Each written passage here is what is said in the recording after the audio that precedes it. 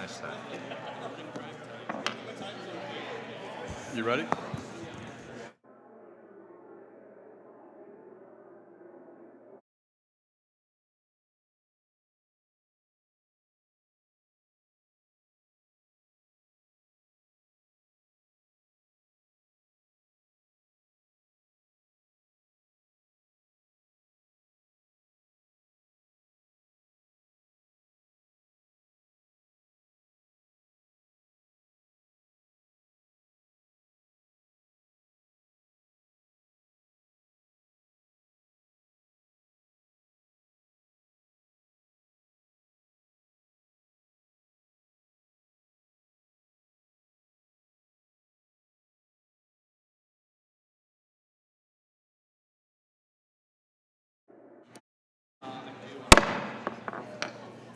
Good morning.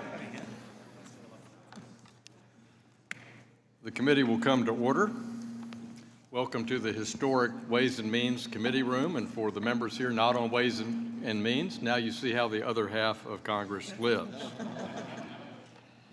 Pursuant to an agreement by the chairman and ranking member of the committees on Financial Services and Agriculture, the joint subcommittee hearing will come to order. The agreement provides that today's hearing will be in accordance with the committee rules for the Committee on Financial Services. However, for the purposes of recognition, for opening statements and for questioning, I will recognize first the Commodity Markets, Digital Assets, and Rural Development Subcommittee Chair and Ranking Member, and then proceed to recognize myself and Mr. Lynch. Then the respective Chairman and Ranking Member of the Agriculture Committee, and lastly, the Chairman and Ranking Member of the House Financial Services Committee. From there, the questioning will alternate between Republican and Democratic members of the subcommittees, with the members on Commodity Markets, Digital Assets, Rural Development recognized first, and then the members of the Subcommittee on Digital Assets, Financial Technology, and Inclusion. We'll then proceed in the order of seniority. Without objection, the chair is authorized to declare a recess of the committee at any time. This hearing is entitled, "The Future of Digital Assets, Measuring the Regulatory Gaps in the Digital Asset Markets." Without objection, all members will have 5 legislative days within which to submit extraneous material to the chair for inclusion in the record. I will note at the outset that this hearing has a hard stop at 1 p.m., which we will strictly observe. With that, I will now recognize the gentleman from South Dakota, Chairman of the Subcommittee on Commodity Markets, Digital Assets, and Rural Development, Mr. Johnson, for 4 minutes. Mr. Hill, thank you. And it is historic. There are not very many times that we do things together like this in this town, but I think this is altogether appropriate. And it's, you're right, this is an august hearing room, there's no question. Frankly, if we're going to get the kind of progress that we need to get, we're going to have to do it working together. And I think our committees have been working together for weeks and months now, trying to make sure that that we bring certainty and sensible compliance to the digital asset space.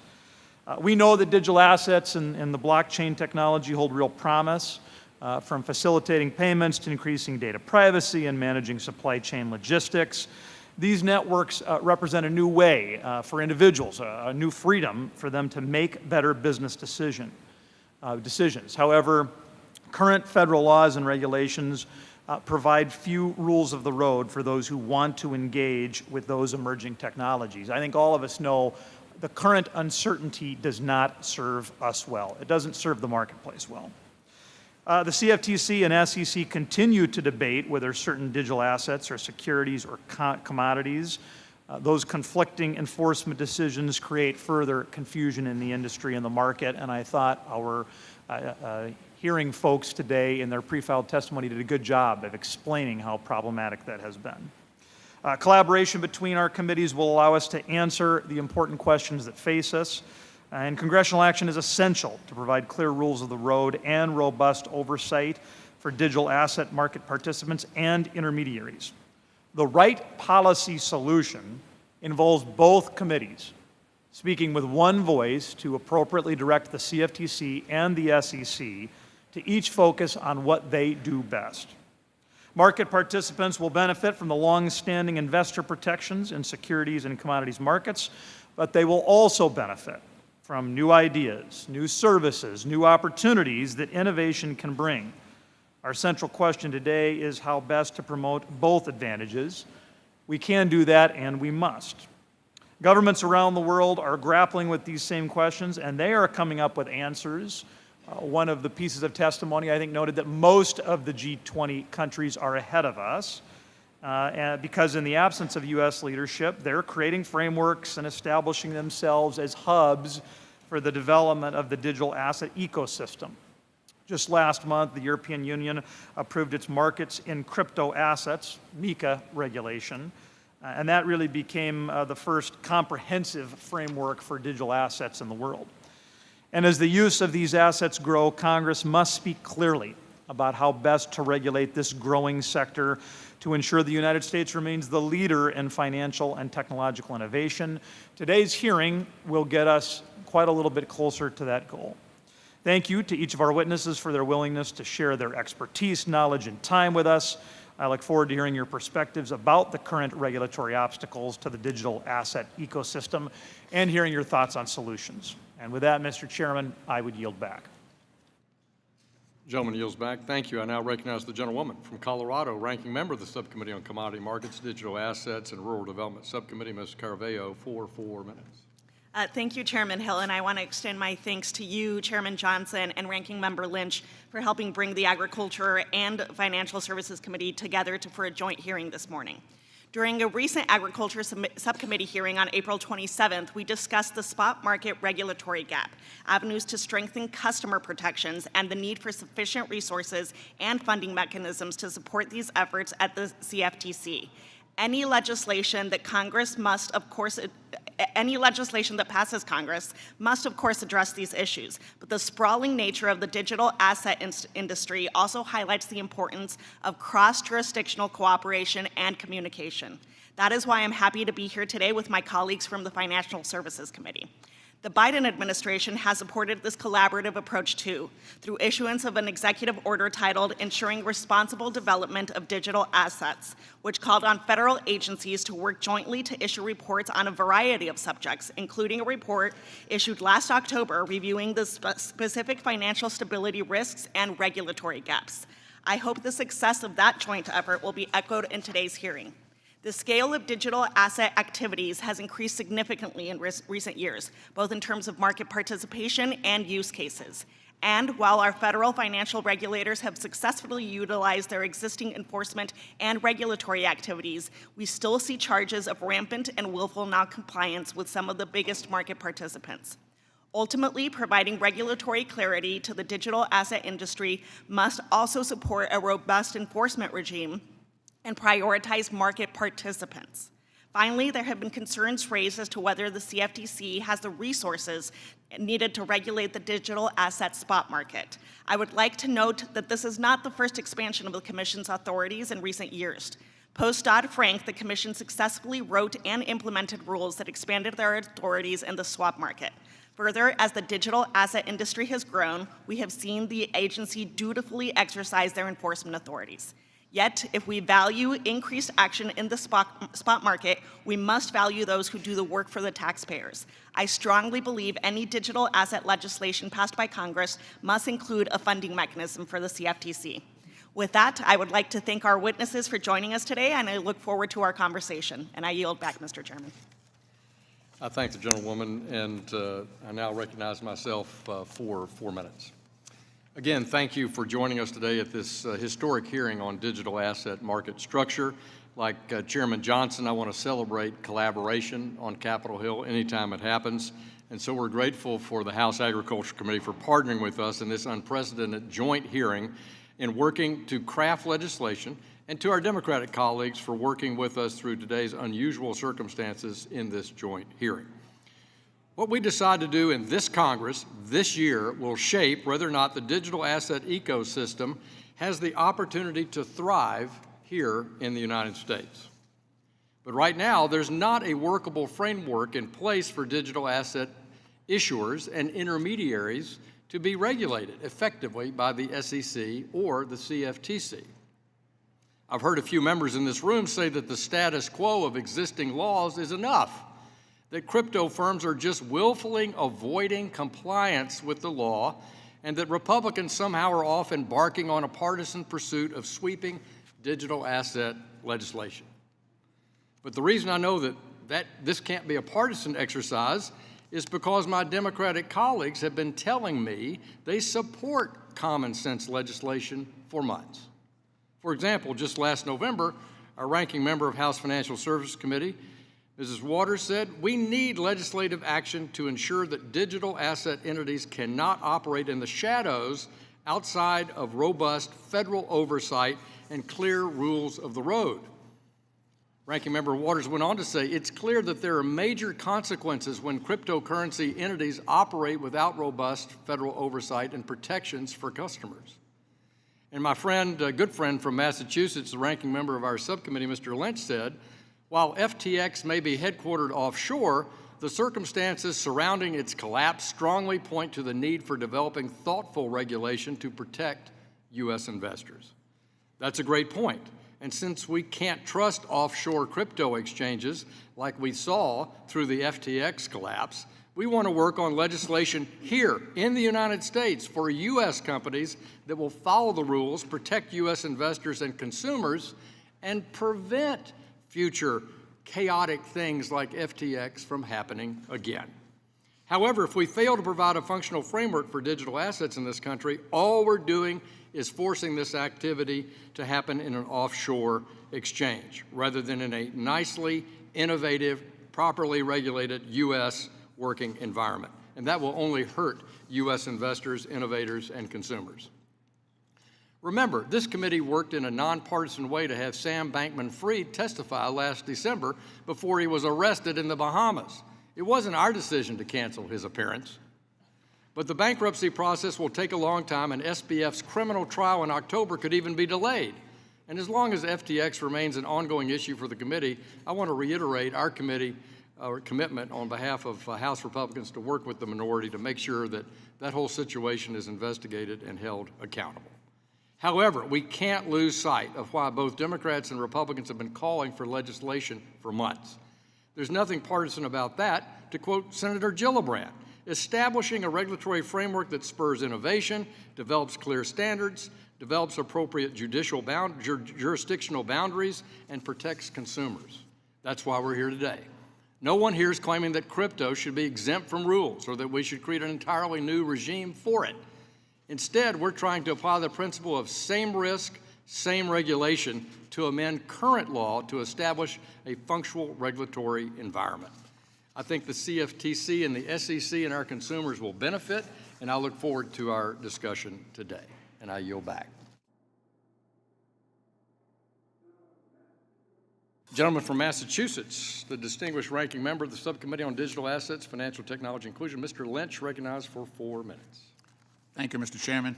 I would like to also welcome our Agriculture Committee colleagues and thank this panel for the willingness to help the committee with its work. Chair Johnson as well.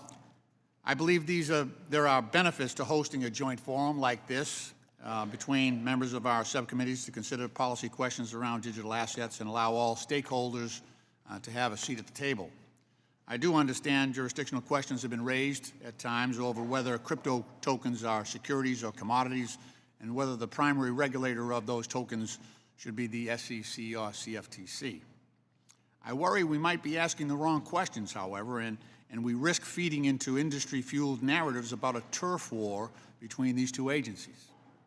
The digital assets industry continues to claim that it lacks regulatory clarity and that its products and technology don't fit into existing regulatory schemes. I believe that industry advocates make these claims because they know that the current prevailing business models for crypto are not compatible with orderly markets or investor protections law. The problem is not regulatory ambiguity, it is mass non-compliance with existing laws. We're now exploring whether we need a new regulatory structure to cover digital assets, which would likely undermine well-established laws and regulation. I worry that erecting a new law could be viewed as a light touch and encourage other industries to morph their products so that they can meet the definition of digital assets and thereby avoid long-standing, long-established investor protection and orderly markets requirements. I remind my colleagues that the U.S. has a comprehensive and long-standing framework of securities laws, and rules designed to protect investors, promote market integrity, and facilitate capital formation. It is the framework that has sustained massive innovation in our financial system for decades. The SEC has important requirements to protect investors and the markets. These include laws that govern securities, broker-dealers, security exchanges, and clearing and settlement agencies. They require the companies to provide certain disclosures, segregate customer funds, keep records, protect customers, and include a whole host of other requirements. Creating a new carve-out for digital assets seems redundant and unnecessary. I encourage my colleagues to not get lost in a debate over whether individual tokens are securities or commodities. Instead, we should take a step back and examine the intermediaries that facilitate these tokens, such as the exchanges, lenders, and wallet holders. Digital assets companies want to serve multiple functions, but there are clear rules for companies that function as exchanges, broker-dealers, or clearing and settlement agencies. Some digital assets companies try to flout the rules by being all at once. Rather than comply with existing rules, various cryptocurrency firms have engaged in a legal battle against the SEC. The SEC has brought 130 enforcement actions and prevailed in every single one. They often argue that they lack guidance or their products aren't what they clearly are. In closing, I welcome the conversation that explores the potential of these products, but given that the majority of the industry has failed, I find it difficult to understand the benefits without proper regulatory compliance. Creating a separate regulatory regime through legislation is not the answer. However, I look forward to a continued discussion on this topic, and I yield back. I thank the gentleman. I now recognize the gentleman from North Carolina, the chairman of the full Committee on Financial Services, Mr. McHenry, for 1 minute. Well, first, it's wonderful to be on neutral territory before in this little Ways and Means Committee room between the Ag Committee and the Financial Service Committee. We want to show our friends on the Ways and Means Committee how two committees can work together and produce a legislative product. But I want to thank the subcommittee chairs for working so well together with their ranking members to have this subcommittee hearing, joint subcommittee hearing. The purpose here is to make law, for us to give assurance to the marketplace and to consumers, to close regulatory gaps, to make sure that you have like-kind regulation of new things in our society and the potential they hold. We need to get this right, both for a couple of reasons. One is to harness innovation and enable consumer protection. And the other is to ensure that the CFTC and the Securities and Exchange Commission will work together to ensure that consumers are protected, unlike what is currently happening. Look forward to the panel's testimony, and I want to thank the members for joining in this little committee room. I thank the chairman for those comments, and now recognize my friend from California, the gentlewoman, Mrs. Waters, ranking member of the full Committee on Financial Services, for 1 minute. Thank you very much.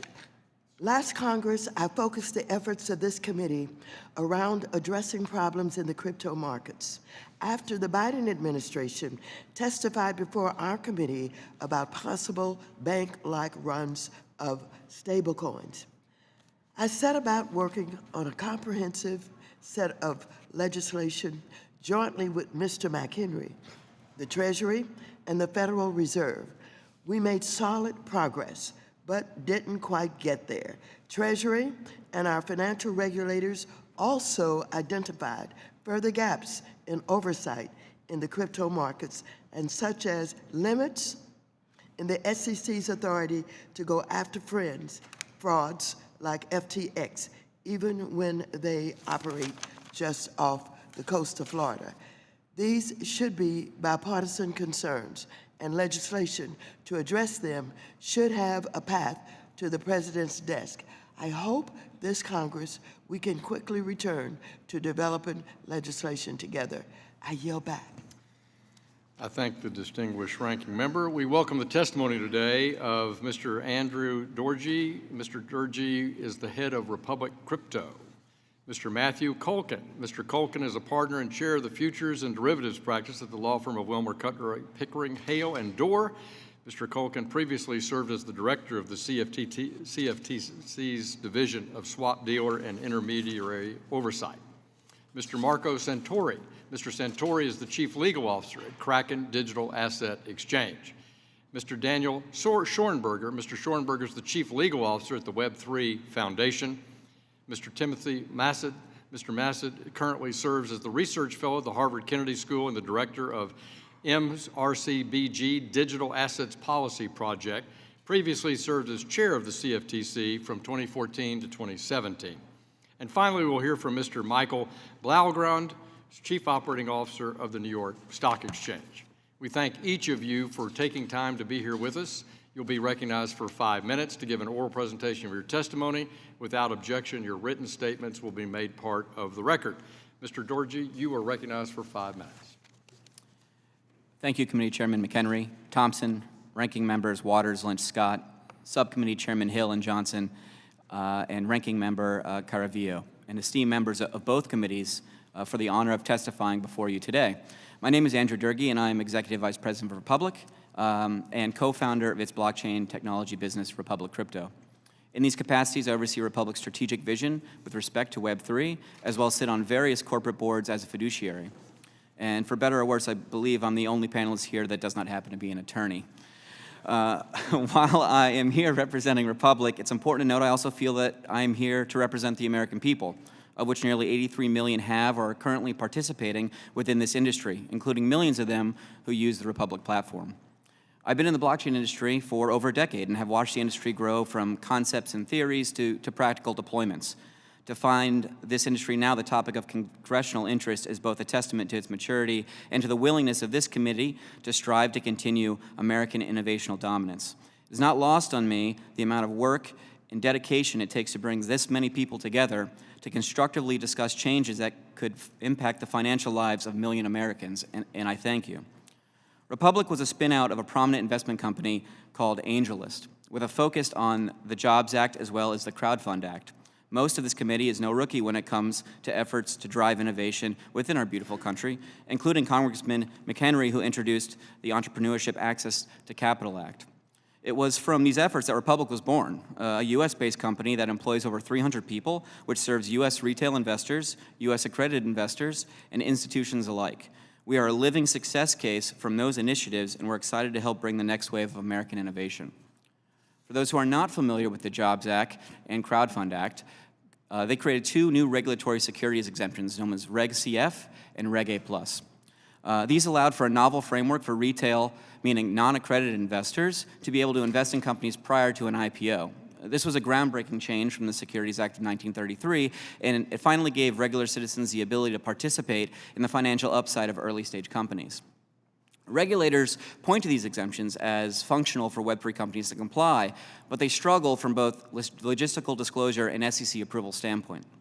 The disclosure requirements simply do not work within an industry trying to decentralize itself. On a certain, for example, once a certain number of investors or token holders are reached, the issuer is then required to register under Section 12G of the Exchange Act, inherently limiting access and inclusion from other eager participants. It's nearly impossible for a company to push towards decentralization without triggering this requirement.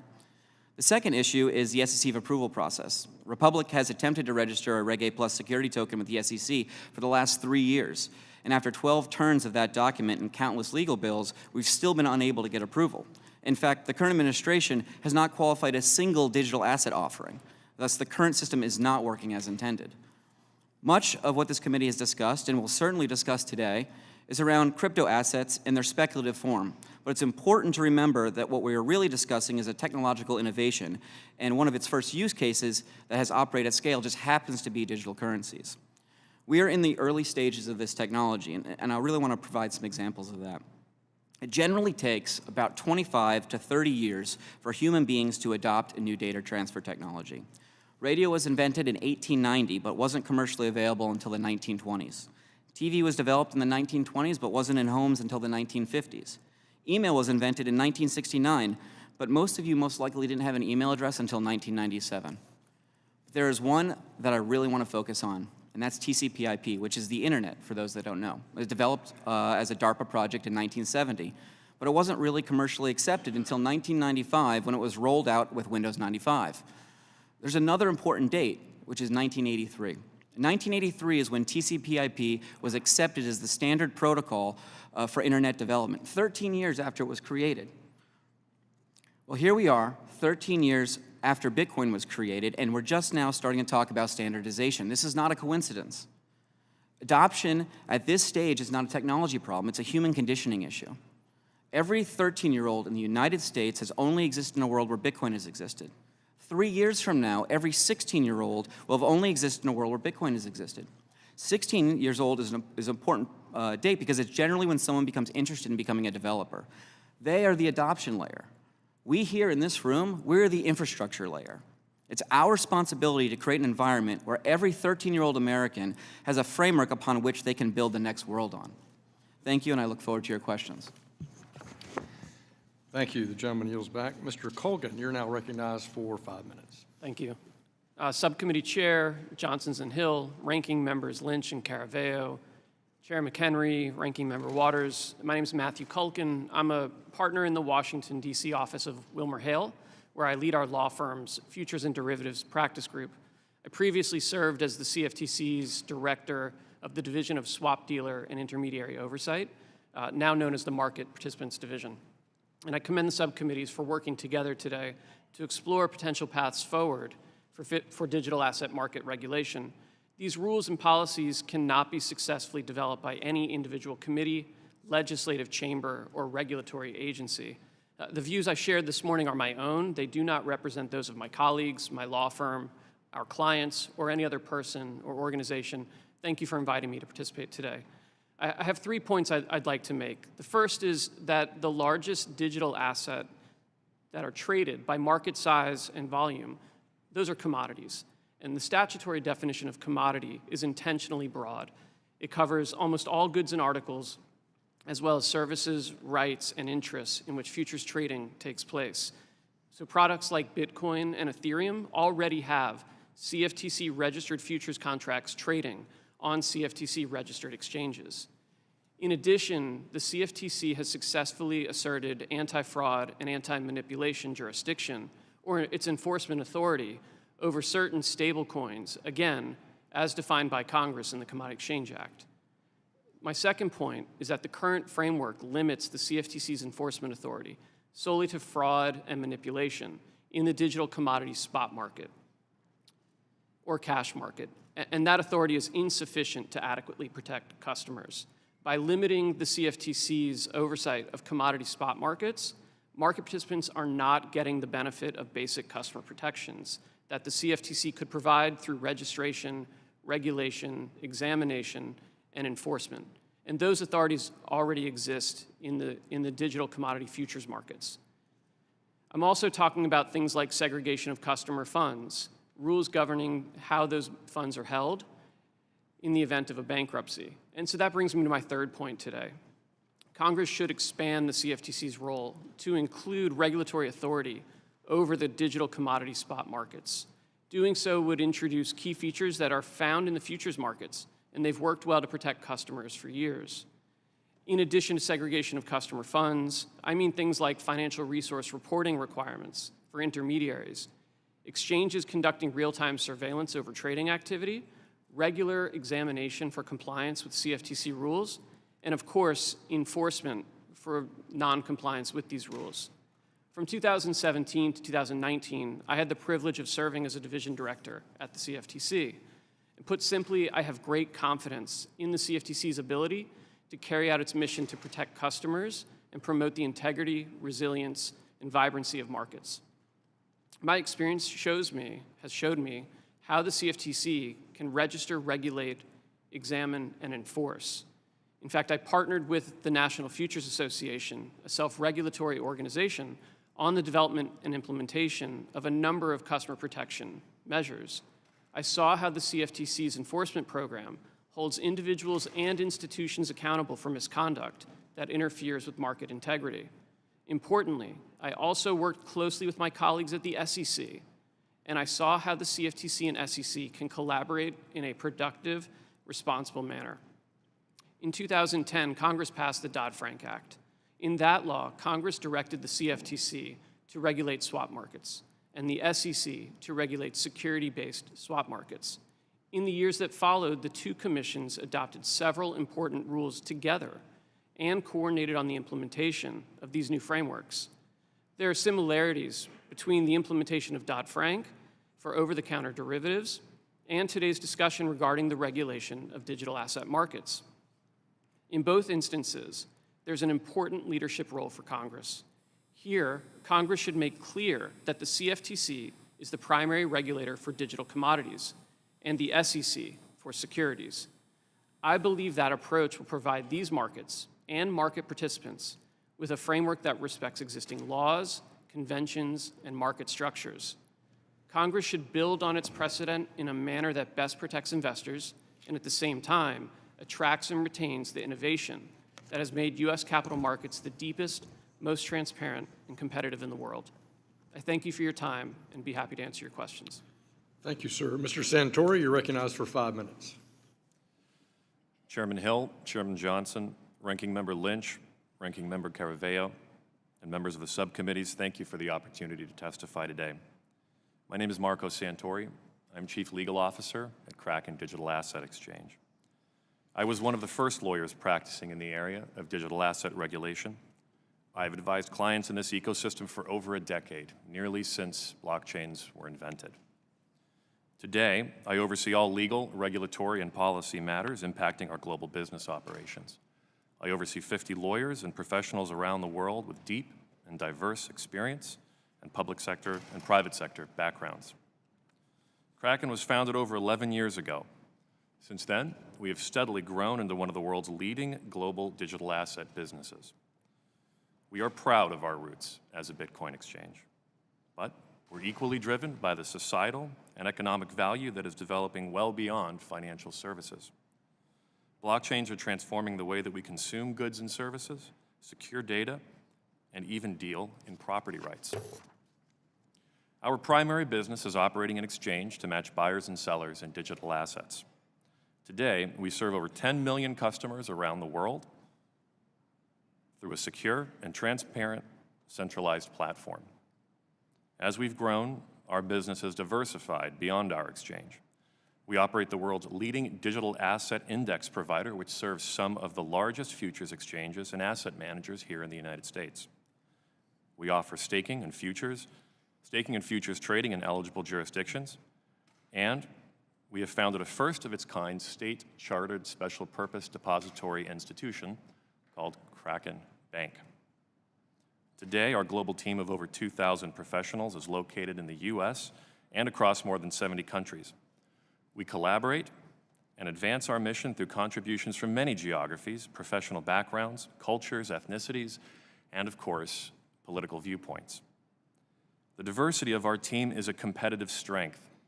It aligns our business with the global nature of our markets and the dynamic community of customers and innovators we serve. Security and customer asset protection has been central to our culture and our business model from our inception. We hold regulatory licenses here in the United States and around the world, including the United Kingdom, the European Union, Canada, and other developed and emerging markets. My team and I are thrilled to operate with a global perspective because many countries are advancing effective, practical, fit-for-purpose rules governing digital asset participants. Europe and the United Kingdom, for example, have focused on assessing the specific, real-world characteristics of digital assets and advancing risk-based rules to regulate them. Although approaches differ by jurisdiction, there is a common thread through these efforts. Instead of forcing new products into old regulatory schemes, they craft more effective rules from tested principles. In the United States, however, we face significant regulatory gaps. Those gaps are so stark that they have spawned seemingly an unending docket of both private and public litigation. This litigation has not protected consumers. This litigation will not protect consumers either. Congress can fill these gaps with clear mandates. First, a functional standard and process for drawing clear jurisdictional lines for SEC and CFTC oversight. Second, a workable registration path for exchanges at each agency. Third, clarification of the role of the CFTC over spot markets. Fourth, clear direction for ongoing regulatory cooperation. And finally, workable transitional arrangements to avoid market disruption until then. Congress, led by these subcommittees, can fill these gaps to improve markets, empower consumers, and ensure the United States participates in the world's next wave of technological innovation. As you've heard from other witnesses today, there is clear precedent for Congress here. Following the 2008 financial crisis, Congress passed Dodd-Frank, which set up lines of demarcation and joint supervision of swaps markets for both the CFTC and the SEC. Today's collaboration across committee members and staff and across party lines demonstrates both the willingness and the ability for Congress to get this right. I look forward to your questions and our discussion. Thank you. Thank you. Mr. Schoenberger, you're recognized for 5 minutes. Chairman McHenry, Chairman Thompson, Chairman Hill, Chairman Johnson, and Ranking Member Waters, Ranking Member Scott, Ranking Member Lynch, Ranking Member Caraveo, and other members of the committees. On behalf of the Web3 Foundation and the Polkadot ecosystem, I would like to thank you for the opportunity to testify today regarding blockchain technology and the benefits of Web3. I am Daniel Schoenberger, the Chief Legal Officer at the Web3 Foundation, and I've worked at the intersection of emerging technologies, law, ethics, and public policy for more than 20 years. The Web3 Foundation was formed with the goal of establishing Web3, a new and better internet infrastructure. It wasn't about building a currency like Bitcoin or a smart contract platform like Ethereum. It was about giving siloed blockchains the ability to communicate with each other, and to realize this vision, the Polkadot network was built. Now think of Polkadot as the SMTP protocol of the internet used to send and receive email, and think of layer 1 blockchains such as Bitcoin or Ethereum as email providers like Yahoo or Google. Polkadot allows these distinct programs to communicate with a seamless connection and interoperability. Without this infrastructure, this would not be possible. The native token of the Polkadot network is a blockchain-based token known as DOT, D-O-T that is. It should be thought of as the orchestrating tool used to secure and govern Polkadot. To facilitate the creation of this ecosystem, a future DOT token was sold in private sales from 2017 to 2019. The foundation treated DOT as a security in accordance with Regulation S&D, and the foundation confirmed the identity of the original buyers through KYC and AML checks. After 3 years of engagement with SEC staff, the foundation believes DOT is no longer security based on the Howey test. DOT also satisfies the factors indicating a token is less likely to be a security as set out in the framework for investment contract analysis of digital assets, as it was issued by the SEC Strategic Hub for Innovation in Financial Technology, FinHub. Given DOT's functionalities and properties, the foundation thinks of DOT as merely coordinating software. The foundation suggests putting DOT in a separate category, for example, a class of utility tokens. The most important regulatory concern for the foundation is the classification of tokens. Both Switzerland and the European Union have created a clear framework distinguishing between payment tokens, security tokens, and utility tokens. Under the current US regulatory approach, a token is forced to fit into limited categories. However, it is not always clear in which category a token should be placed. As a simple example, the chair I'm sitting in could be tokenized. Also, there will be some tokens that will have the characteristics of a particular asset class, and at a time in the future will cease to have those characteristics.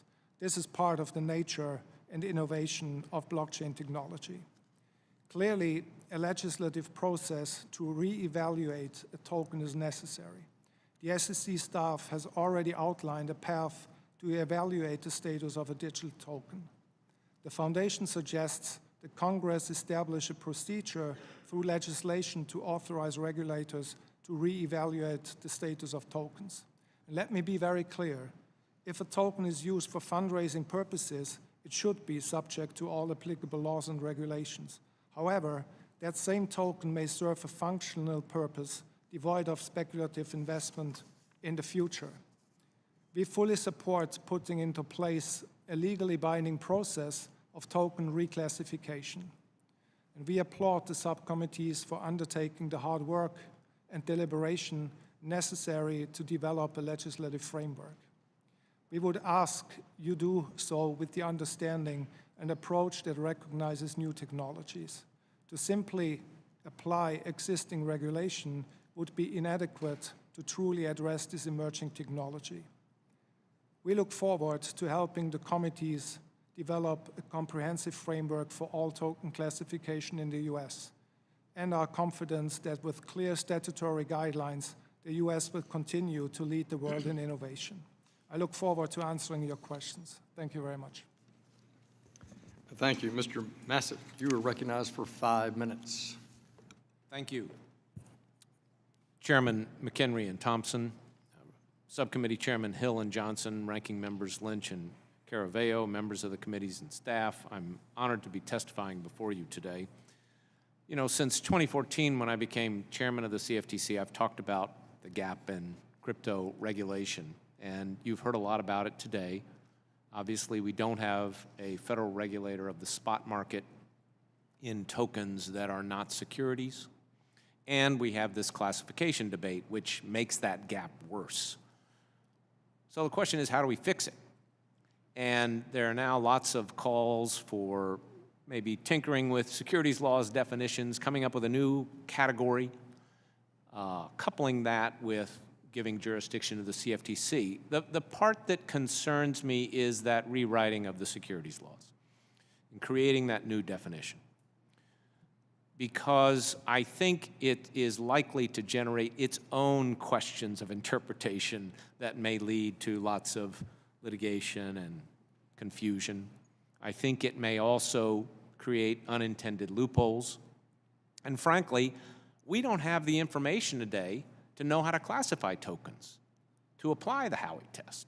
So I think there's another approach, and which is that we would pass a law that requires that any trading platform or lending platform that uses or trades Bitcoin or Ethereum has to comply with a set of principles for everything it does, for all the tokens on the platform, for all of its activity. And those principles would be the ones we're all familiar with: protecting customer assets, preventing fraud and manipulation, requiring risk management, requiring reporting, requiring trade transparency, preventing conflicts of interest, and so forth. Congress would direct the SEC and the CFTC to develop joint rules implementing those standards, or create an SRO that would develop those rules and implement and enforce them. So I think there's several advantages to this. One is it's simple. The law would give us jurisdiction over all of those platforms that are important, because no platform can exist without trading Bitcoin or Ethereum, without having to rewrite the securities laws, number one. And the principles would, as I say, apply to all activity on those platforms.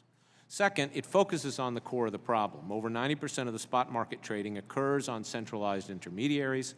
Simply eliminating wash trading on those platforms would be a big improvement. Third, it is practical. It would not require bifurcation of the existing market into one platform for trading commodity tokens and one platform for trading security tokens, which is helpful not to do that, because crypto trading actually occurs in pairs today.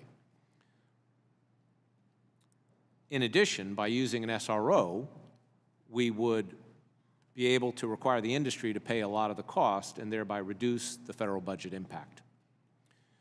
As I say, the approach would not involve rewriting securities or commodities laws. The SEC and the CFTC would retain their existing authority, and the SEC could still bring a case claiming that a particular token is a security.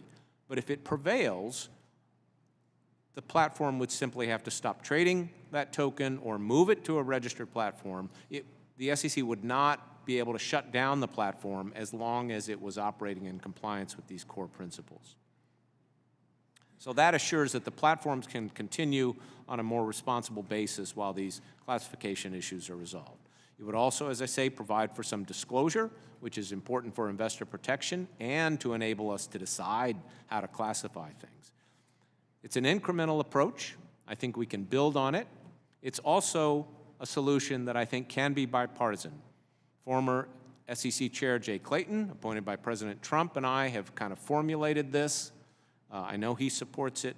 We also think it's a proposal that people can support regardless of how you value the importance of crypto. If you're a crypto enthusiast or a crypto skeptic, we don't have to debate that. Let's just put in place a framework that provides investor protection, lets us move forward, and we can always come back and do more. Finally, let me say there are other gaps in the law, such as on stablecoin regulation. I appreciate the efforts of these committees on that, and happy to talk about that as well. Thank you. Thank you very much. Mr. Blaugrund, you're recognized for 5 minutes. Subcommittee Chairs Hill and Johnson, Ranking Members Lynch and Caraveo, Chairs McHenry and Thompson, Ranking Members Waters and Scott, and distinguished members of the subcommittees, thank you for the opportunity to testify today on the regulatory future of digital asset markets. My name is Michael Blaugrund, and I'm the Chief Operating Officer of the New York Stock Exchange. National securities exchanges, such as the NYSE, serve a fundamental role in the capital markets ecosystem by providing a forum for companies to raise money, as well as a venue for investors to buy and sell the securities of public companies at transparent prices in a fair and orderly manner. Next week, the NYSE will celebrate the 231st anniversary of the signing of the Buttonwood Agreement, the foundational document that established our exchange.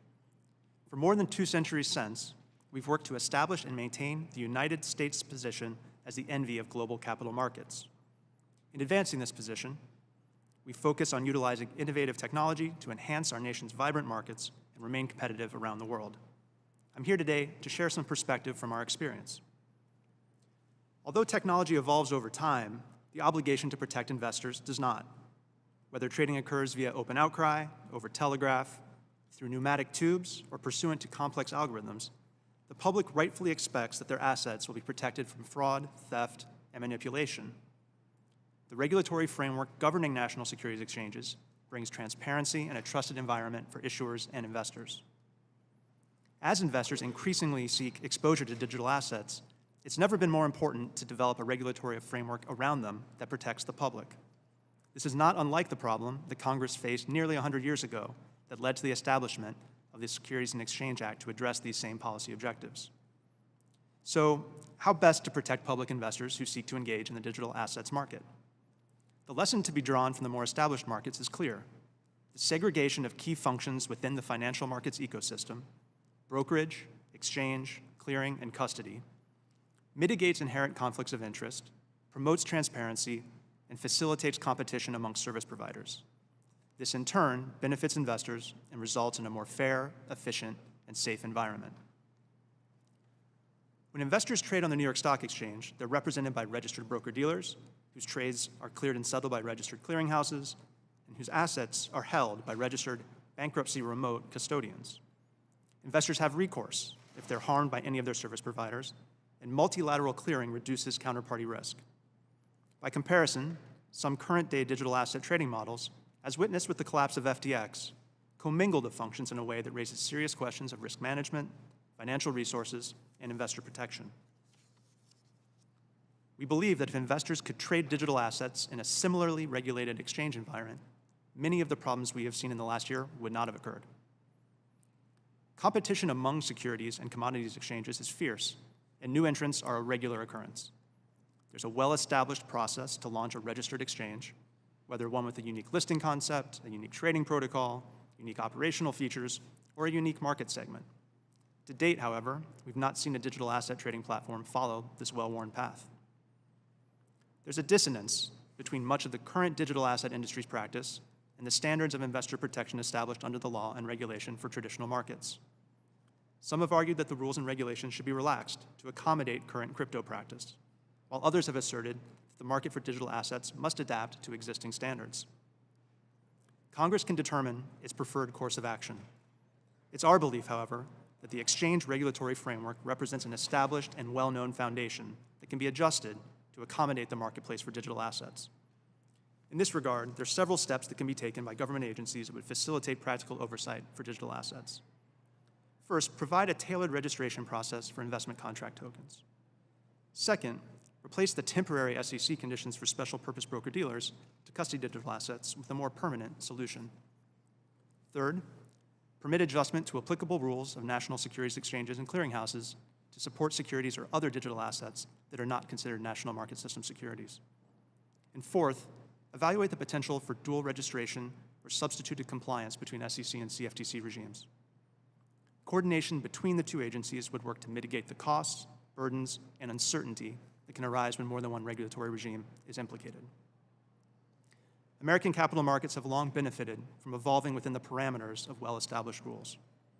Our experience over the past 231 years is a testament to the ability of market participants to promote investor protections while adapting to technological innovation. Thank you, and look forward to your questions. We appreciate our panel's testimony. We'll now turn to our member questions. I recognize the chairman of the Subcommittee on Commodity Markets, Digital Assets, and Rural Development, Mr. Johnson, for 5 minutes. I know this town loves kicking the can down the path, but there are times where it's just clear, even to Congress, that action is appropriate and needed. Mr. Durkee, I was so grateful for you to point out that a 13-year-old has only grown up in the Bitcoin era.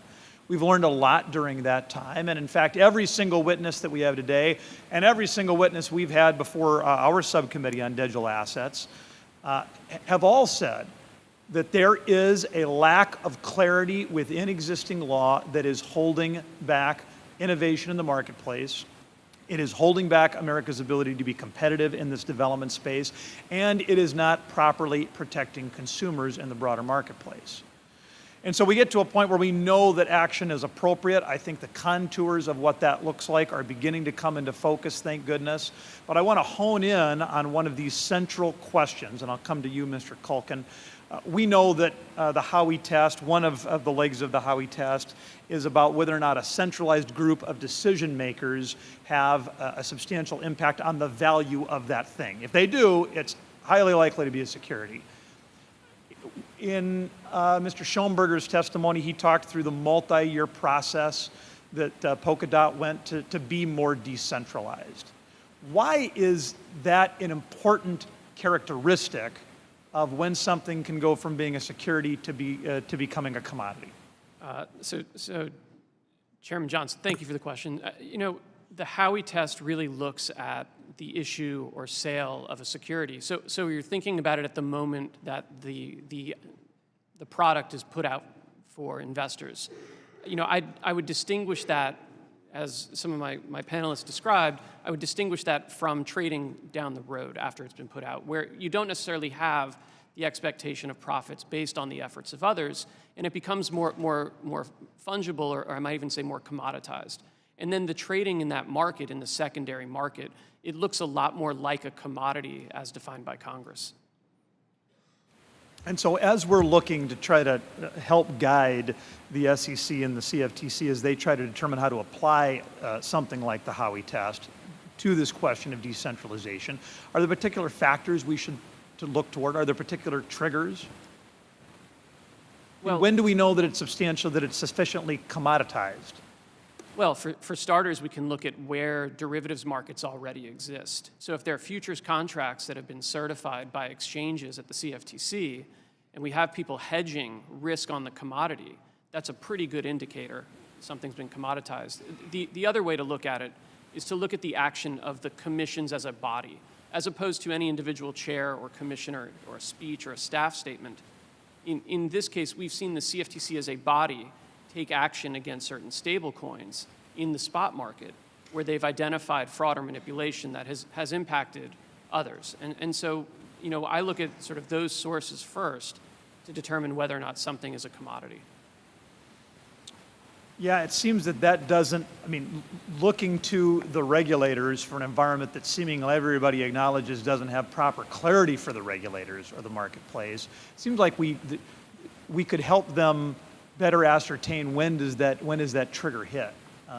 We're not providing a lot of guidance. Is there anything else you could say to help us find a way forward?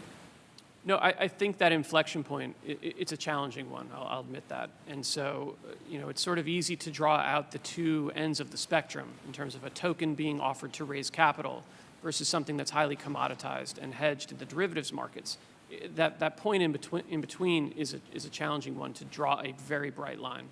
When, as you noted in your testimony, 71% of the market capitalization in this area are products that it seems like there's broad agreement that they are commodities. So the CFTC is generally the cop on this beat, but for spot market. You noted in your testimony that you're not suggesting the CFTC should have broad spot market enforcement authority everywhere, but just looking at digital assets because they're different. How are they different? So they're different in a couple ways, and if I could, Ranking Member Caraveo pointed this out at the last subcommittee hearing. Many of these digital commodities have a very strong retail component, and so that is different than soybeans or oil or interest rates. We have a very strong retail market here that needs the benefits of customer protection. The other reason is that it's new, and so the other commodities that I just used as an example, they have years or decades or generations of existing spot market regulation, whereas digital commodities do not. Thank you, sir. Thank you very much. Gentleman yields back. I recognize the ranking member of the Subcommittee on Commodity Markets, Digital Assets, and Rural Development, Ms. Caraveo, for 5 minutes. Thank you, Mr. Chair, and thank you again to our panel for being here this morning and for your testimony.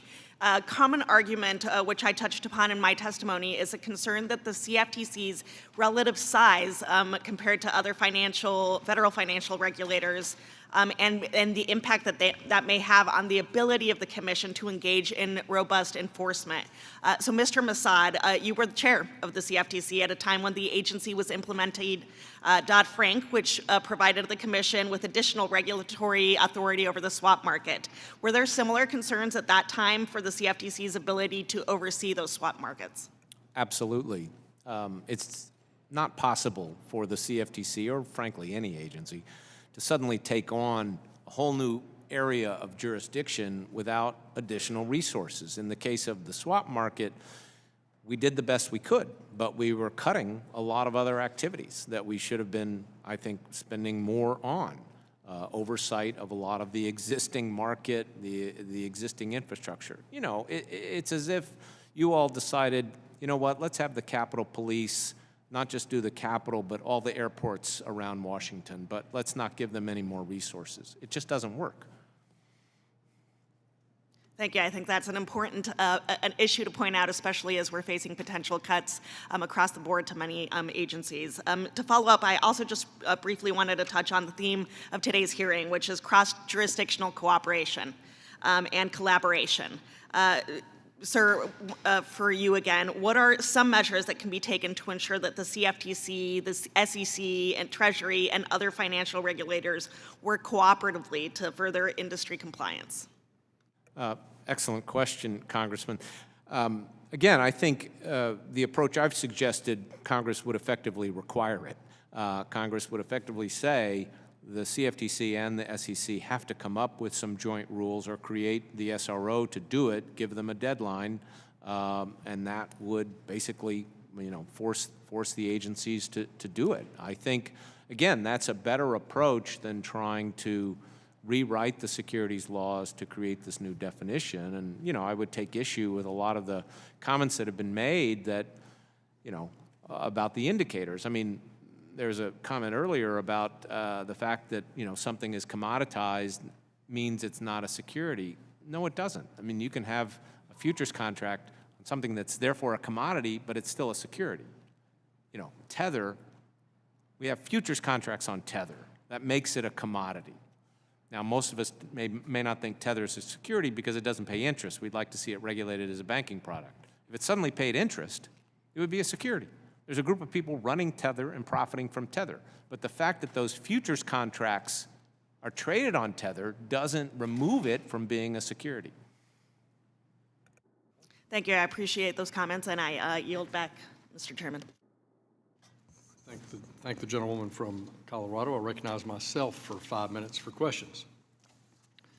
Appreciate, again, the panel, and I really appreciate Mr. Durgee commenting about the progression of technology and its adaptation by the American people. I thought that was good perspective because sometimes we're lost in this debate here about blockchain and distributed ledger technology, and we forget that it is a technology and we're off chasing the rabbit of a particular digital asset or commodity. And I think you make a good point.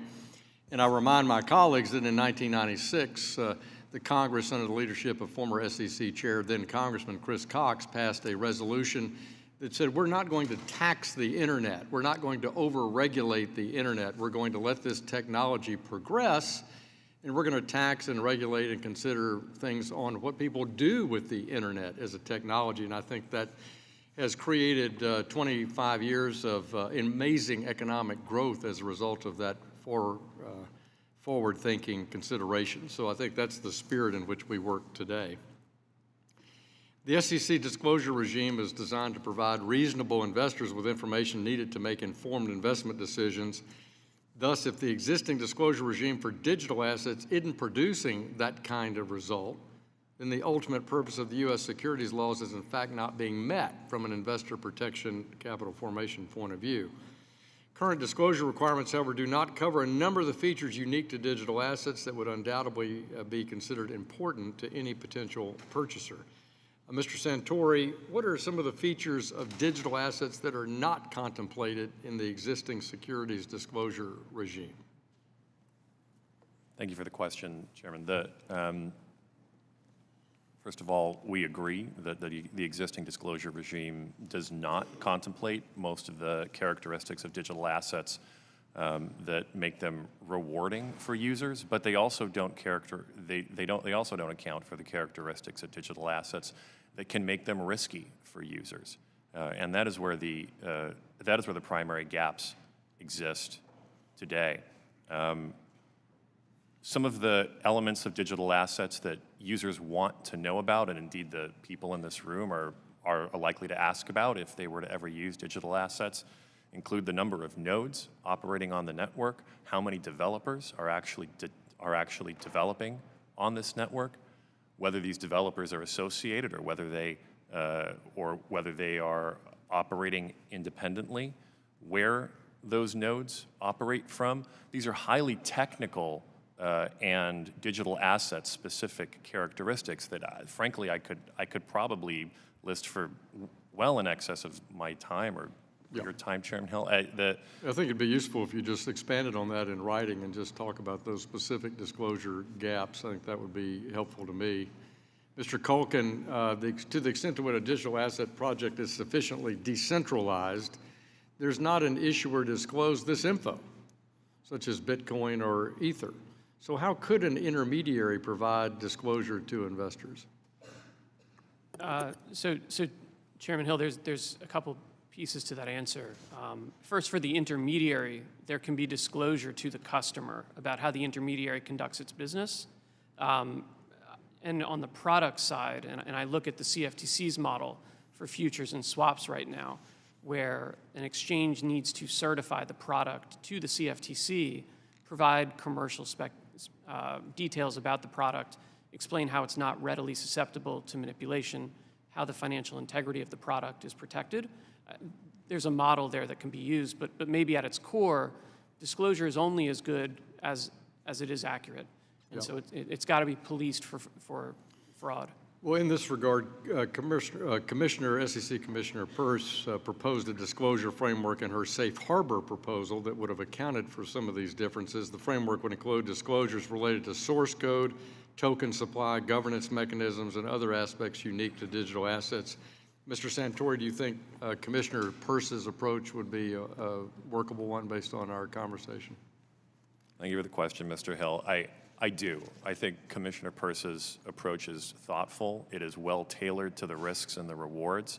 I think that Congress has tremendous discretion in this regard, but Commissioner Peirce's proposal would be light years ahead of what we have today in terms of protecting consumers and allowing us, as a global business, to continue to plan to invest here in the United States. Thank you. And I think an important concept, Mr. Schornberger, that you raised was token reclassification.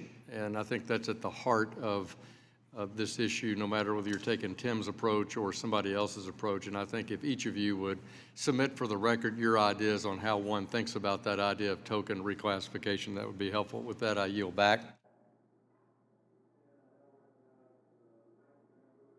The ranking member of Digital Assets Financial Technology, Mr. Lynch, for 5 minutes. Thank you, Mr. Chairman.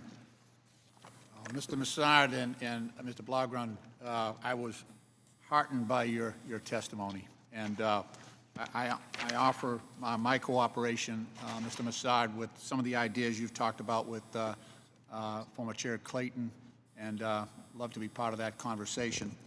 So the U.S. financial system is indeed, as a number of you have said, is the envy of the world and a source of strength, not only economically, but in international relations and in the geopolitical sphere. But it is built on trust, right? It's built on trust at its very core. And every time a crypto firm explodes, whether that's FTX or Terra or Voyager Digital or Genesis or Silvergate, which is a crypto bank, and as a result of those explosions, investors get locked out, and now we have millions and millions of investors who are trying to get their money back, unsuccessfully so far. We lose trust. We lose trust in that system, and we also know full well that criminal enterprises, it's a favorite tool of some of these hacking episodes that we see, criminal entities, foreign and domestic, actually capitalizing on the anonymity there and using that to further their criminal enterprise.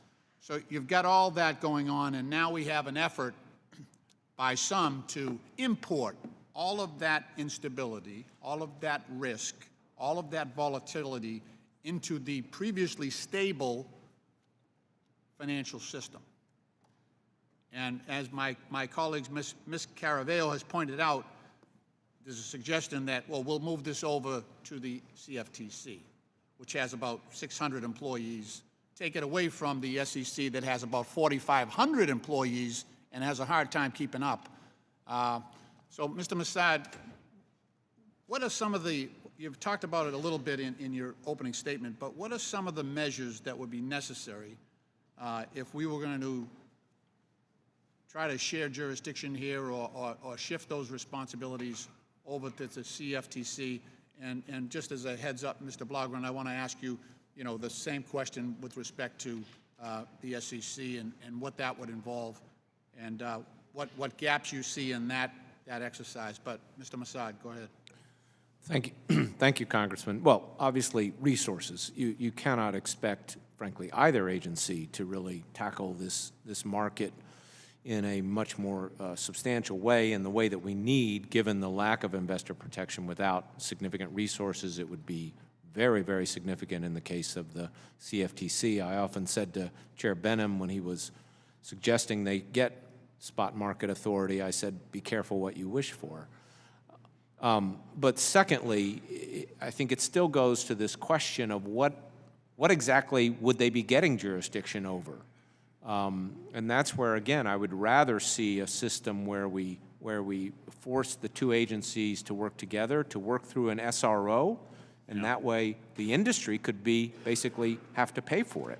Can I ask you on that, on a self-regulatory organization, are there examples out there that you think would offer instruction? Sure. I mean, first of all, by self-regulatory organization, I mean something that is closely supervised by the agencies. It doesn't simply go off on its own, like FINRA, like the NFA. We do have a precedent for jointly recognizing those SROs. And so what I'm suggesting is sort of going the next step where we say, all right, we're going to have a joint one that is mandated to do this common task, if you will, and develop rules that would then have to be approved by both agencies. But again, I think it's a good interim step forward. It would allow us to bring this sector within regulation, which I think is better than pushing it out. I want to let Mr. Blaugrund get in on this a little bit from the SEC perspective. Thank you. I would agree that finding a path forward that in some respect renders moot the question of whether a token belongs on one side of a perimeter or the other seems like a sensible path. With respect to the process of doing that, We think potentially dual registration of exchanges or broker-dealers that would allow for example, a national securities exchange that decides to trade digital assets to also trade Bitcoin and ETH, if those are determined not to be securities, would be essential, as those are, as was noted, the lion's share of the market activity today. Thank you, Mr. Chairman. I appreciate your courtesy, and I yield back. The gentleman yields back. I now recognize the chairman of the full committee on agriculture, Mr. Thompson, for 5 minutes. Well, Chairman, thank you so much, and thank you to each of the witnesses for being here for this joint hearing. I want to echo my fellow colleagues' comments and thank our members and witnesses for being here today. When Chairman McHenry and I first met to discuss the digital assets framework, we set our eyes to a bold plan. We sought to put forward the best policies we could by developing together. While both our committees have been considering digital assets for several years, over the past few months, members of both committees have engaged in robust and collaborative debate and education on the current securities and commodities laws and regulations. This joint hearing is a culmination of those events, which have shed light on a couple of key points, including the current process to determine if a digital asset is a security or not is unclear, unworkable, and impractical. The CFTC lacks the essential regulatory authority over retail serving intermediaries in the digital commodity spot markets, and the treatment of customer assets held by intermediaries needs to be strengthened. Now, I'm proud of the thoughtful approach that members of the Agriculture Committee have taken to considering these questions thus far, and I look forward to the work ahead with our financial services partners. It is that thoughtful curiosity that makes for the best regulation in the end. And I hope we're able to work together in a bipartisan manner on a substantive legislation to address the issues that are being discussed today. Now, our committees have a historic opportunity to work together to create a comprehensive digital assets market framework that will provide a pathway for developers and users to engage with digital assets in a safe, compliant, and, quite frankly, productive manner. So my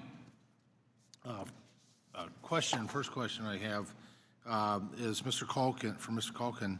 Mr. Culkin, Mr. Massaud suggests that the CFTC and SEC should establish a joint self-regulatory organization, SRO, to regulate pursuant to core principles established by Congress. Do you think a CFTC-SEC joint SRO construct is an efficient, effective, and a practical solution? So thank you for the question, Mr. Chairman. I agree with a lot of the diagnosis that Mr. Massad has offered. I worry that creating a new SRO from scratch would take time. I don't know. I think about this in terms of incremental progress, and I don't know that we need to recreate the wheel here. And so I noted in my opening statement that more than 70% of digital commodities currently being traded are commodities. And so by expanding the CFTC's authority beyond just enforcement authority, which is reactionary, to regulatory authority and requiring those exchanges, those intermediaries, to be registered, regulated, examined, and then subject to enforcement, that's probably a quicker path to providing the investor protections that are currently lacking in these markets. Could you please tell me about past instances where the CFTC and the SEC has shared jurisdiction and whether there are any lessons learned from those experiences? Sure. So I think the biggest success case is post Dodd-Frank, when the SEC was given jurisdiction or asserted jurisdiction over security-based swaps, the CFTC over swaps, and through that the SEC and the CFTC adopted joint rules together that really set the fundamental baseline for swap market regulation. I think that succeeded because Congress led and gave direction. And I would contrast that with the work that's been done on security futures contracts and securities future regulation, where the agencies work together, but not with the same direct clarity from Congress, and it hasn't been as successful.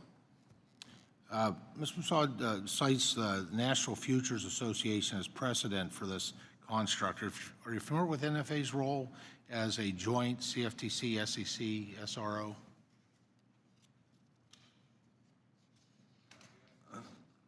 Well, let's start with Mr. Culkin, if we could. Yes, Chairman. So when I was at the CFTC, part of my portfolio included working with NFAs. So I think it's important to note, NFA has 500 employees. Post Dodd-Frank, they built out from scratch a complete registration and examination program for swap dealers. And we're a decade out now, and it's fully operational. And so when I think about an SRO model, we've seen in recent years NFA do exactly what we're talking about today. Very good. Just a few remaining seconds. I want to thank our two subcommittee chairs for doing such a great job in this space. Appreciate your leadership. I yield. Thank you. The chairman yields back, and now I have the pleasure of recognizing my friend from Georgia, the ranking member of the full Committee on Agriculture, Mr. Scott, for 5 minutes.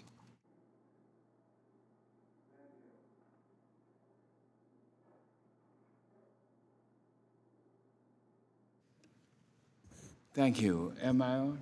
Yes. Okay. Thank you very much, and I want to thank all the witnesses for joining us and being here. This is a very important and timely hearing. As some of you may know, I have long been concerned about the risks and the pitfalls of cryptocurrencies and what they pose for our retail investors. And also, as some of you may know, as chairman of the House Agriculture Committee, I provided leadership on this issue 1 year ago. On May 13th, 2022, we held a hearing examining fintechs and its proposal to trade margin products through a non-intermediary model. And in that historic and monumental hearing in our House Agriculture Committee, I raised my serious concerns about this proposal because I believed it made an already risky market even riskier for investors. I was concerned that FTX was playing fast and loose with our markets to the detriment of the customer, and I have been proven right. And I continue to be concerned, as are now many other members of Congress who have followed my leadership on this issue, about the vulnerability and the volatility of cryptocurrency, which we have seen time and time again. And now, FTX's stunning collapse has revealed extraordinary mismanagement, misappropriations of customer funds, a complete failure to adhere to basic measures of corporate control, and quite honestly, an arrogant example of corporate deceit. And FTX, while certainly the most prominent example, is not alone. BenNext Holdings is currently under investigation for violations of our sanction laws. And we have seen countless other examples of this type of misuse and abuse.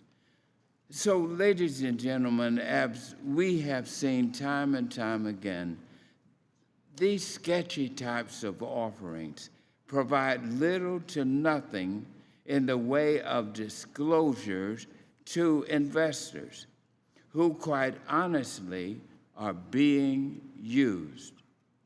And now, ladies and gentlemen, our cryptocurrency markets are rife with fraud, misuse, and volatility that seem to pose all risk and no reward for our everyday investors. So here's my real point. This supposed benefits of digital assets that we have all heard about have yet to be seen in real life. It doesn't work as a currency. And I ask, Do everyday Americans pay for goods and services using cryptocurrency? The answer is absolutely not. And importantly, it does not advance economic inclusion. And as so many platforms claim they do. Ladies and gentlemen, I have spent 20 years as a member of the United States Congress fighting for true financial inclusion. And that means ensuring that consumers are protected from fraud, are protected from scams, and are not subject to hefty fees for their transactions. Also, it means improving the overall financial health of all consumers, especially low-income consumers, who are unfortunately regularly left out of our financial system. So let me ask you, how does pushing these same consumers into opaque, risky, volatile markets advance these goals? Would you please? There's no way they do. So, Mr. Chairman Scott? Massad. Mr. Yes. Scott, I would like to ask you to direct that question to somebody to respond in writing because your time's expired. All right. Please, Mr. Massad, respond to in writing. Gentleman yields back, and now call on the gentleman who is the chairman of the Housing Subcommittee and Insurance for Mr. Davidson for 5 minutes. I thank the chairman. I think our witnesses, and I think in spite of all the narratives up here, the market's really clear. I think of any number of companies that have experienced, Gary Gensler's Hotel California approach to crypto regulation, where there's no path to leave. You come in and you ask for the clarity that he says is there, and there's just no path to escape. Several of the companies who have witnesses here today have experienced that, and you're like, oh, if I only knew to click the link to file, I think the Kraken CEO said, we could have saved millions of dollars. The reality is not shaped by what the members of Congress are saying up here. The market is very clearly speaking, and we do need to react to that. So, Mr. Santori, in a Politico interview you gave last month, you were asked what you believe is an underrated idea in this space. You said that it was the power of exit, and explain how we don't have such an ability to exit from intermediaries in traditional finance. This would be the ability to have self-custody. So in your testimony, you also explain how your exchange complies with Know Your Customer and anti-money laundering laws. Can you explain for some of these members of the two committees how it's possible to reconcile the idea of self-custody while simultaneously adhering to Know Your Customer rules? Thank you for the question, Congressman. I do think the two are compatible. I think that we as an ecosystem can both walk and chew gum at the same time. I think that KYC is not incompatible with self-custody. I think that the important factor is who is best placed to collect that information. Kraken is a centralized service. We are a custodian. We are an intermediary. We are here today to reinforce that we are indeed well placed to collect that information. We KYC every single customer that uses our platform in the United States, from South China to South America to the South Bronx. We KYC everybody because we are well placed to do that. But part of the promise of digital assets is the ability to self-custody. We don't offer self-custody products, but other participants in the market do offer self-custody products. Those are pure software, that is pure speech. They are publishers of software. They are not in a position to collect KYC information, and they shouldn't be required to. We don't require KYC for every single transaction in the U.S. economy. It doesn't make sense to require every participant in the U.S. economy to KYC. We, as a centralized exchange, are happy to do that, and we would expect that that be included in any action that Congress takes as a result of these hearings. Yeah, thank you for the clarification. And I think custody is just so important. Of course, self-custody is just the ability to own private property. And I think it's also important that we recognize when are capital gains, if any, triggered, and it shouldn't trigger whether you move from one custodian to another, including self-custody. So, Mr. Schoenberger, in your testimony, you mentioned that Polkadot is ranked as a top industry participant when it comes to your protocol's level of decentralization. In my bill, the Token Taxonomy Act, one of the bright line elements I propose for defining whether a digital asset is a security or not is the degree of control that an issuer would have over the digital asset. So when this body writes laws that will help distinguish between what is and is not a security, do you believe that we should factor in the level of decentralization that protocol has, like proof of stake? I very much think so, that this is a crucial point, because community consensus, which goes back to decentralization, is at the core of the idea of Web3.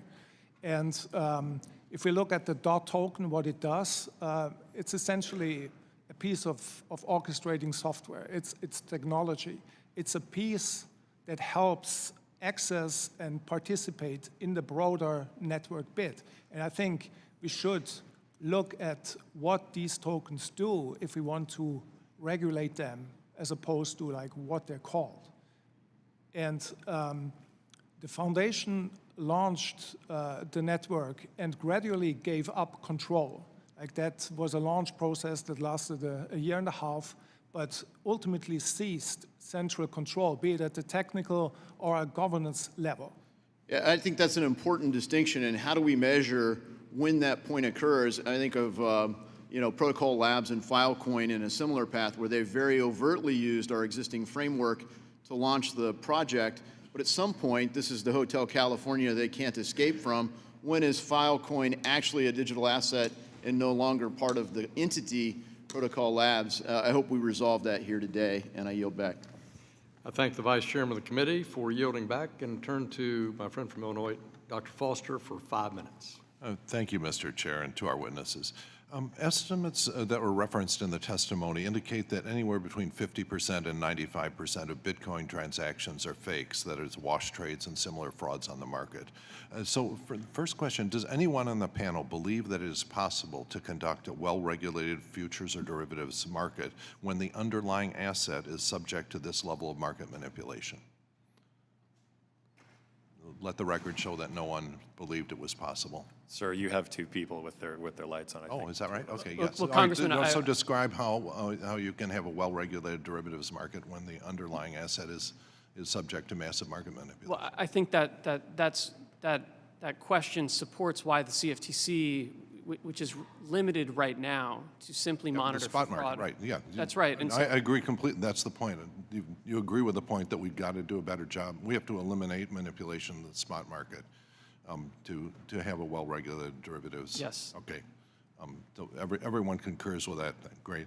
Now, if we wish to prevent wash trades, insider trading, front-running, money laundering, ransomware, and everything else, is there any alternative to having both sides of every crypto transaction associated with a traceable digital identity, and have that digital identity issued by a government with which we have extradition treaties and a common concept of financial fraud?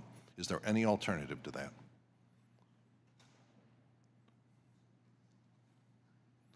All right, let the record show that no one came forth with an alternative. Sir, are you asking whether there is an alternative to a is there, digital right. identity How do you issued by a prevent wash government? trades without associating both participants in any crypto transaction with a trusted, traceable digital identity?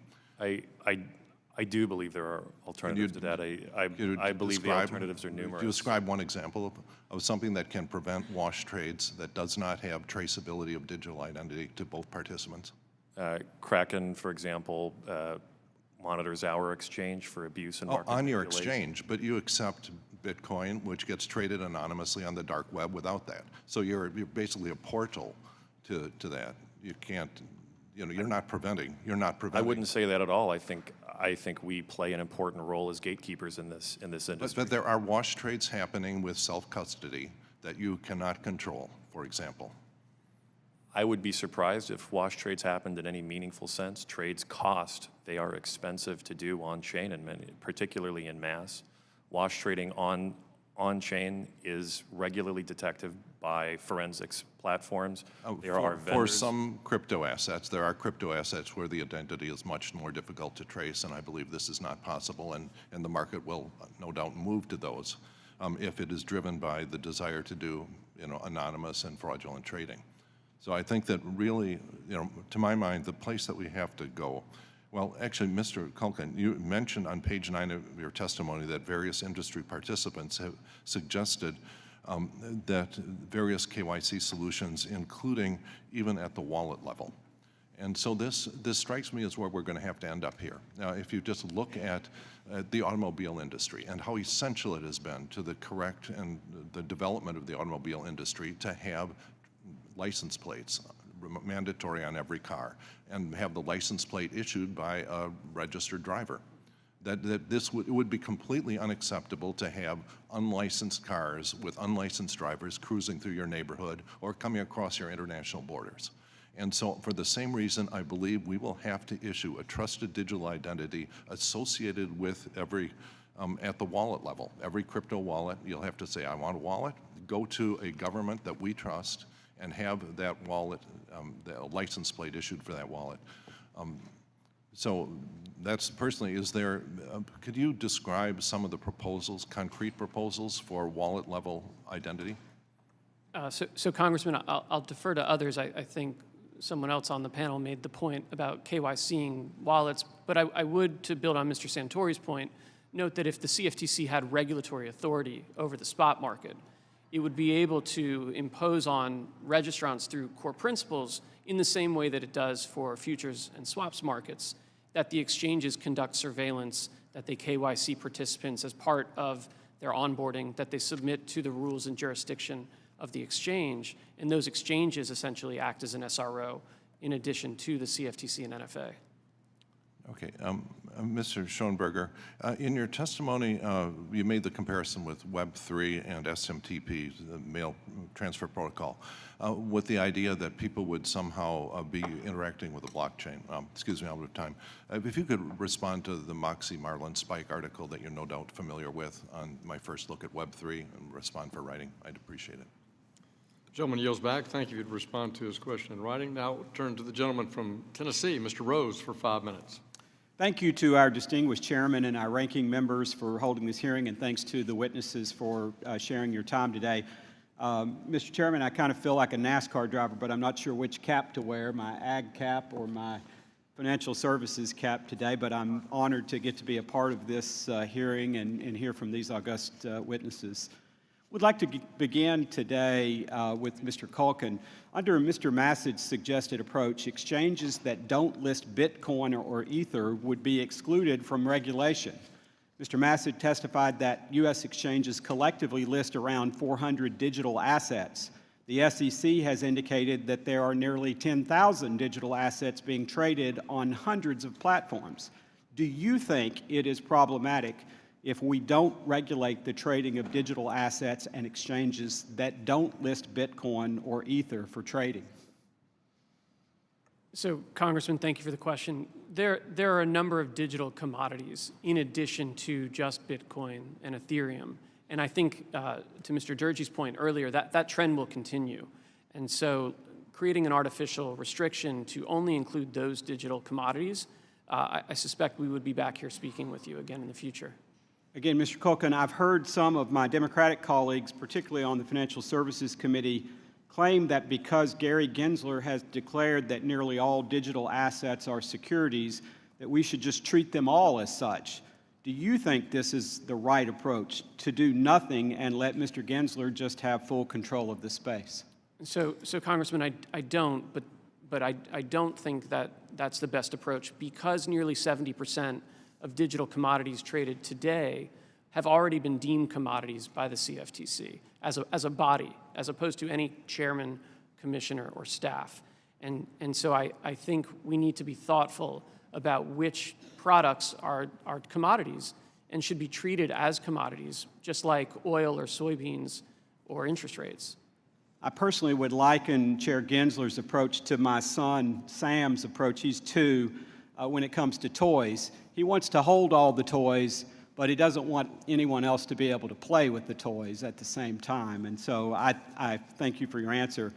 Mr. Santori, Mr. Massad testified that Congress should not pursue legislation creating new asset classes under the jurisdiction of the CFTC or the SEC because it would generate confusion and lead to disputes. Do you agree?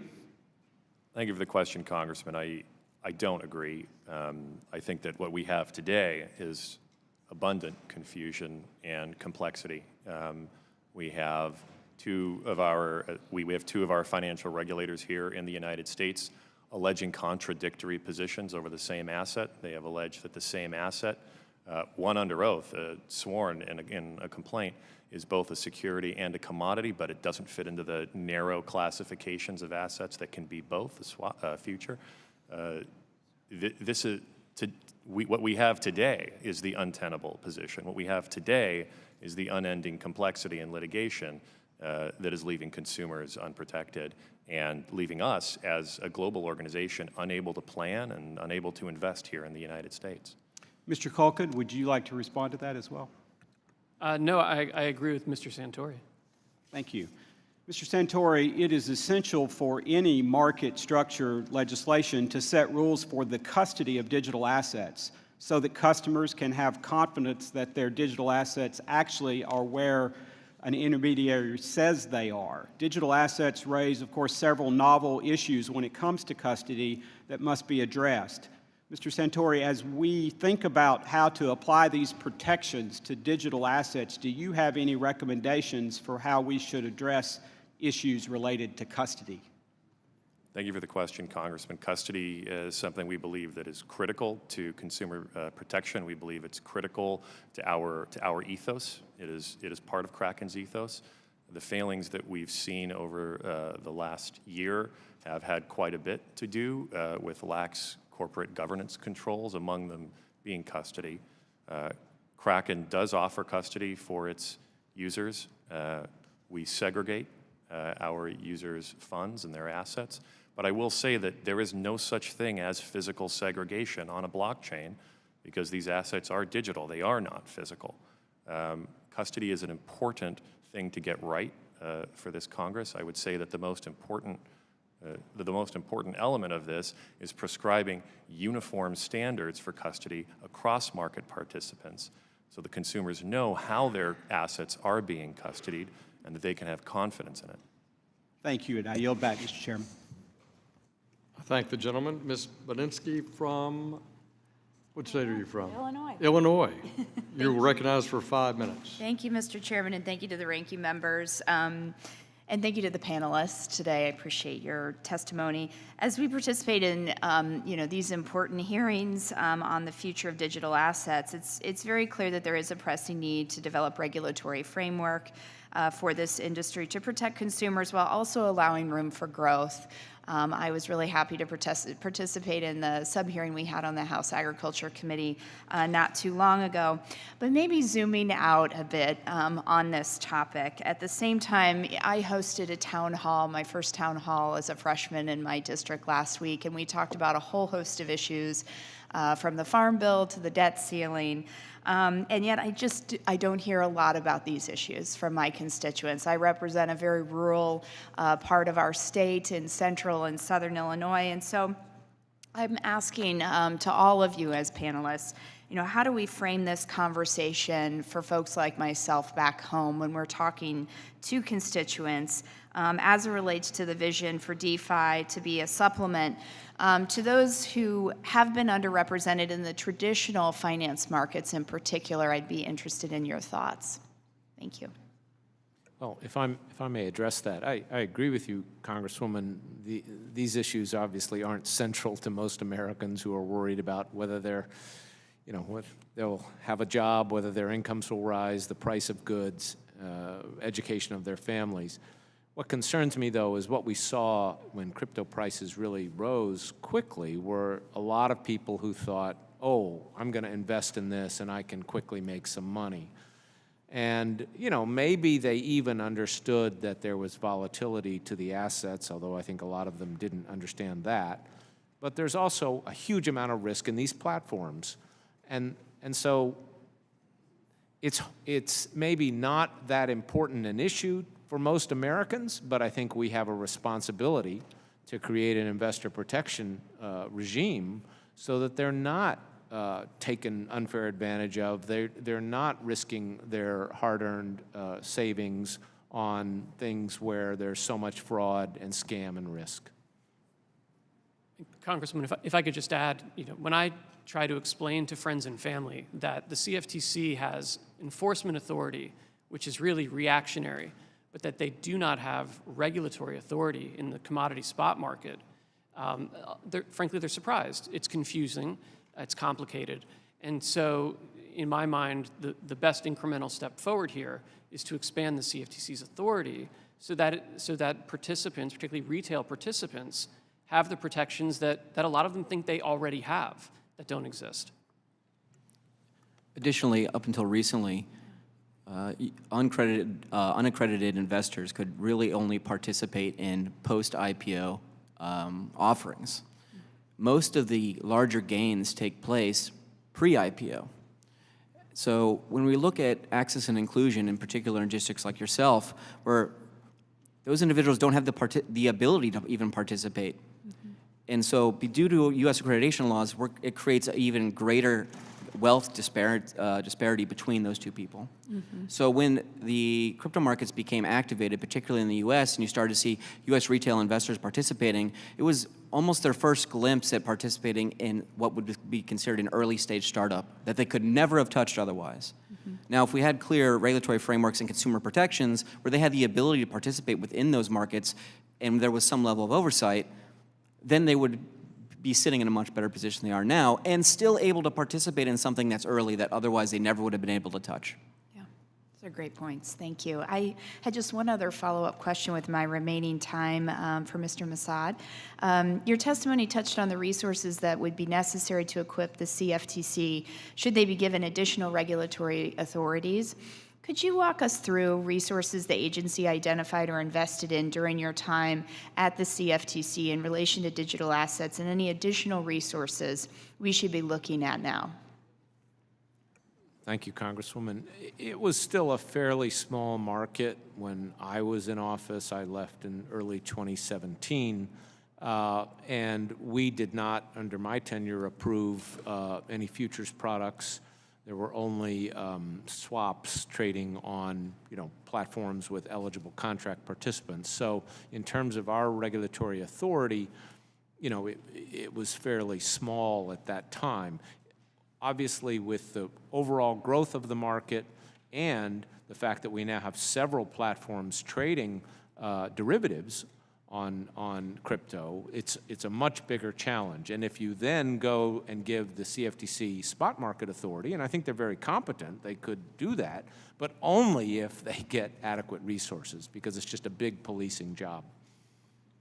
Thank you, Mr. Chairman. I'll yield back my time. Thank you. Gentlewoman from Illinois yields back. The gentleman from Oklahoma, the former chair of the House Agriculture Committee and a great American, Mr. Lucas, recognized for 5 minutes. Thank you, Mr. Chairman. I very much appreciate that. The EU recently approved its markets in crypto assets regulation, and the UK is currently crafting its own framework. Mr. Santori, as other jurisdictions craft their own frameworks and more time passes without a digital asset market structure framework in the U.S., how does this make our job more difficult as we write the rules of the road here at home? Thank you for the question, Congressman. Other jurisdictions are indeed pushing ahead. They have been pushing ahead. These are G20 jurisdictions with sophisticated financial services markets, with sophisticated technology industries. The U.S. is significantly behind in that respect. It's important that we get it right and not necessarily get it first, but I can tell you firsthand, as a global business with a global footprint, we have made plans to invest in Europe. We are making plans to invest in the United Kingdom. Our plans to invest in the United States by hiring people, by expanding our boots on the grounds operation, well, we're limited in that regard. We find it quite difficult to figure out just how much we should deploy in terms of resources here without a comprehensive federal plan. As we continue this discussion and work towards legislation, we should keep in mind that the United States, of course, has the most efficient, most liquid, and the deepest capital markets in the world. And this is a result of our willingness to embrace innovative technologies, not stop innovation in its tracks.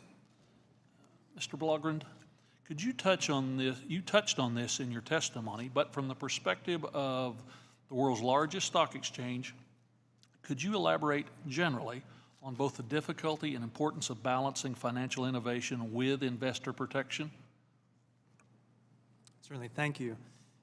I think you placed it very well. Balancing investor access and investor protection is a crucial exercise. And certainly the framework that we see in the national securities exchanges is one model which may lend itself well to this more nascent space. In particular, the segregation of roles between an exchange and a broker, between an exchange and a clearinghouse and a custodian, that's really basic risk management and can give the public consumer, the public investor, confidence that they're not going to be, to use a crypto term of art, rugged. Following up on that, you discussed how the regulators could choose to provide relief for exchanges that want to list digital assets. From your perspective, what SEC and, for that matter, CFTC rules should be altered to address this? I think the first issue that needs to be addressed is really a chicken and the egg problem. Right now, there are prospective issuers who are reluctant to pursue registration because there aren't exchanges, sort of capital E national securities exchanges on which they could trade. And national securities exchanges are reluctant to enter the space because there are no listings that have been effective under the SEC. So I think the SEC needs to consider some sort of on-ramp to allow for existing tokens to come into the regulatory fold and find a way that we can sort of end this chicken and the egg situation. Mr. Santori, you discussed that a major barrier for digital asset trading platforms is to register with the SEC. Is the direct interaction with retail investors rather than through broker-dealers. In your view, what revisions are needed to current law as it relates to broker-dealers in order to have a digital asset trading platform to be successful? And what are the characteristics of digital assets do you believe that make this necessary in my remaining time? Thank you for the question, Congressman. We believe that the broker-dealer construct is a flexible enough construct to accommodate a great deal of trading in digital assets. Broker-dealers can interact directly with consumers and investors. They can elect under Reg ATS to operate essentially as an exchange. This flexibility is, I think, critical to the task in front of Congress today. And you can contrast that flexibility with the rigid regime that exists for national securities exchanges that require intermediation, require that assets not trade after hours because of the price pressure that occurs on that trading after hours, require transfer agents, which are one of the extractive intermediaries that are obviated by digital assets and blockchains. We think that the SEC still has a role over the future of digital asset trading, and the broker-dealers, specifically the ATS regime, is an excellent fit. Thanks, Mr. Santori. Gentleman's time has expired, and the committee is very pleased that the witness from New York Stock Exchange used an ag analogy of chicken and egg. We're grateful for that today. And now I turn to the distinguished ranking member of the full committee, Mrs. Waters, for 5 minutes. Thank you very much. I'm going to address this question to Mr. Blaugard. As I mentioned in my opening statement, this committee has heard from a wide range of market participants about the need to address discrete risk posed by stablecoins, which would be subject to bank-like runs similar to what we saw with SVB and previously with money market funds. We have also heard about the need to enhance the SEC's authority because it is currently limited when going after firms overseas, and the need to enhance CFTC's authority because it currently lacks authority over so-called spot markets. However, there's a broader effort underfoot to establish an entirely new market structure for cryptocurrencies and their issuers. I think that we should first pause and consider whether our securities and commodity market structure is sufficient to address these issues. For 90 years, the New York Stock Exchange and other market participants have been highly regulated to enable American companies seeking capital to gain the trust of investors who have it. We often talk about how our capital markets are the envy of the world, and it is our securities laws that make that so. Your exchange must abide by strict rules about what it can and cannot do. This is a result of regulation designed to protect investor assets by providing the markets with material information, eliminating conflicts of interest and risk to our financial system, and promoting fair competition. In your view, are crypto exchanges meaningfully different from traditional exchanges such that they should warrant an entirely new legislative and regulatory framework? What would be the effect of crafting a new and separate legal framework for crypto exchanges? Thank you very much for your question. I think it's a general principle that like functions should be regulated in like fashion. And while it is true that the digital asset trading platforms have commingled many of the functions which in the traditional markets are discretely highly regulated, like brokerage, exchange, clearing, and custody. The fact that they've commingled them doesn't decrease risk, it increases risk. So in our mind, bringing those activities up to the standard that have been established for national securities exchanges is an appropriate posture. To your second question, we're certainly concerned that should there be an alternative, lighter touch treatment that's developed for digital assets, that there's the risk of regulatory arbitrage that's established, and that would somehow diminish or degrade the investor confidence, the resiliency, the transparency, and the leadership of our more traditional markets as well. There's certainly adaptations that the regulatory agencies should consider with respect to digital assets and refining the way that they're supported, but we believe that they have the authority they need today to do so. Thank you very much, and I yield back the balance of my time.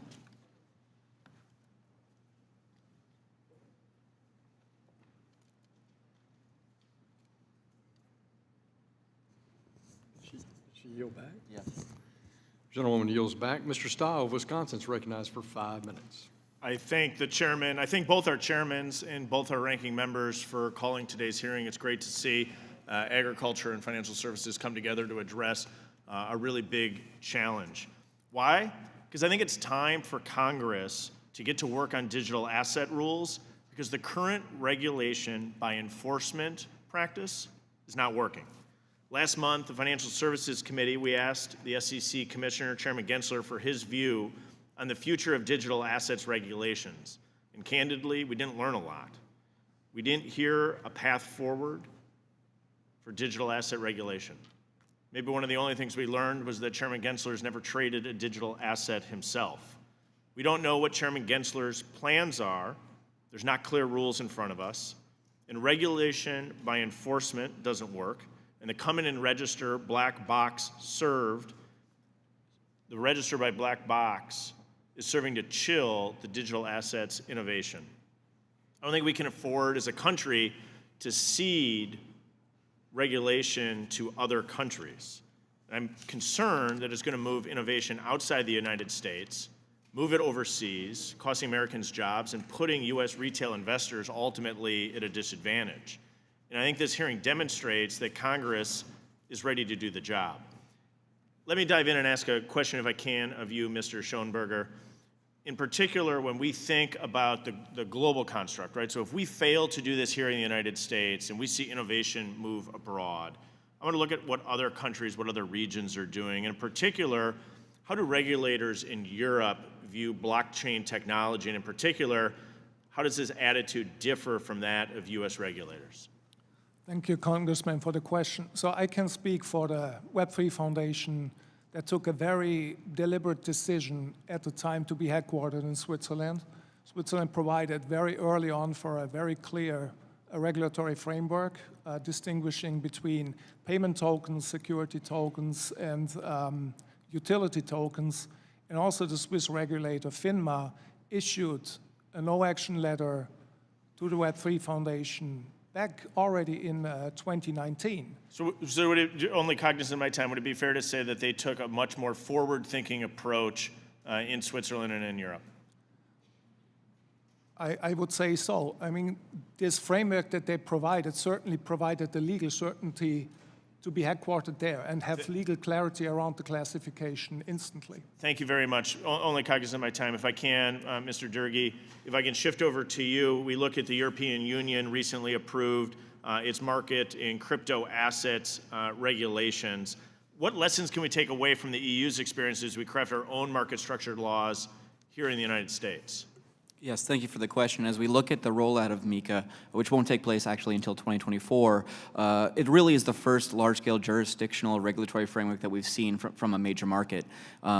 It's very focused on retail investors, in particular protecting them in the earlier stages of these projects and the project development, but I would say it would be a misstep to only look there. If we look at other jurisdictions out of Dubai, like VARA, we look at MAS out of Singapore, we look at what South Korea is doing, particularly around security tokens and gaming, you start to get a much more holistic view of how the world is approaching the asset class as the United States starts to wait in the wings. And as those countries have more stability, more clarity, not driving forward through a regulatory approach, but putting forward rules and regulations of the road, do you see more investment and innovation occurring in those jurisdictions? Extensively so, and the real example is, I think I'm the only one here that actually runs early stage venture funds. We have multiple out of Republic that we run, and in the last 3 years there's been a huge shift to offshore investments. I'd say we're doing over 3x investments now offshore as we worked in the U.S. Thank you very much. Cognizant of the time, I'm going to jump if I can. One final question to you, Mr. Santori. We've talked about the Howey test, how it's used, and in particular, do you think this efforts of others requirement is triggered when you have a digital asset project where holders contribute to the development and success of a functional or decentralized network? Thank you for the question, Congressman. No, I don't. I think that's actually quite rare. I think that the attraction of blockchain networks is, among other things, the ability to coordinate between large, otherwise disorganized groups whose efforts contribute to the code, but don't act together as issuers, who don't exercise managerial expertise over profits and losses. This is a very different environment than what was contemplated in Howey and its orange groves. Thank you very much, because one of the, as we all know, the requirements of the Howey test is that the profits be primarily derived from the efforts of others. I think your comment there is helpful. Mr. Chairman, I yield back. Gentleman yields back. Gentleman from North Carolina, Mr. Davis, is recognized for 5 minutes. Thank you so much, Mr. Chair. And I'll say good morning to all the witnesses today. Thank you so much for joining us, and especially to my colleagues, too, on the Financial Services Committee, as well as those on our House Agriculture Committee. Looking at Pew report or research that was done, and this particular data point is showing as high as 66% of minority communities using, and this is self-report, by the way, U.S. adults that are self-reporting having traded or used cryptocurrency. And my question here is, I've looked at different research that's been out there, just trying to get an understanding of what's taking place. And I'm just wanting to understand, as we're here trying to discuss regulation, how do we best understand right now in terms of the data and what's actually taking place before us? Well, if I may answer that, Congressman, I'm very concerned by the statistic you cited. I think it does suggest that a lot of people might be jumping into this space not being fully aware of all the risks. I think we certainly saw that as prices started to go up dramatically in crypto. And I think it just speaks to the need to create a much better investor protection framework. We do not have that today in this industry. If I could add, Congressman, this discussion is not just about people using tokens or people using digital assets. This discussion is about people using the product of those digital assets, the functional use cases that exist today, and this Congress has heard from witnesses who have laid bare some of those uses. I can add a couple to that pile, but maybe one in particular that I think illustrates that distinction between the use case and the coin. Today, when you watch a video on your phone, and we've all probably watched videos on our phone from time to time, those videos are recorded in far-off places using different standards, resolutions, color schemes, et cetera. Transforming that into a version that fits on your phone takes computing and processing power. It takes time and effort, and it's expensive. There are blockchain-based networks now that coordinate and incentivize that process. It's called transcoding, so that end users can see that video that's being recorded at a different resolution on their phone, on their screen, on a big screen, on IMAX, right? People are using that technology today to view videos of all kinds, mundane use cases that have nothing to do with blockchain technology, but those use cases are being provisioned and delivered because of functional networks in digital assets. Kraken doesn't provide that. We would be the subject of regulation. We only provide liquidity services, but we're a part of that ecosystem, and that's part of this conversation today. Yeah. When I think, broadly speaking, and we look at recent market, what's happened with the market in terms of crashes, and I come back to just trying to piecemeal and understand the dynamics of what's taking place, you know, it would be concerning at how we're able to identify, you know, certain trends in the data.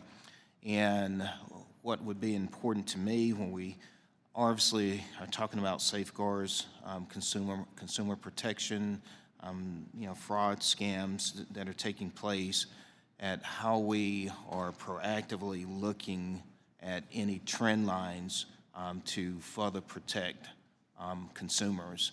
And I would love, with the time remaining, if anyone would like to just add another comment on what that looks like, identifying any trend lines that would be of concerning when we're talking about putting safeguards in place for consumer protection. Yeah, Congressman, if I could, I'll maybe offer that. I think right now, market participants see press releases where regulatory agencies like the CFTC are bringing cases in the spot market for trading of things like Bitcoin, Ethereum, certain stable coins for fraud and manipulation. And so they assume, or they think, that the CFTC has full regulatory authority for those markets, and they don't. And so they later find out that customer funds aren't being segregated, the markets aren't being subject to surveillance, they're not getting specific treatment under bankruptcy. And so there's an effort that could be made to expand the authority, which would then go to further education of the market. Thank you. I yield back, Mr. Thank you, Mr. Davis. Mr. Davis yields back. Mr. Timmons of South Carolina is recognized for 5 minutes. Thank you, Mr. Chairman.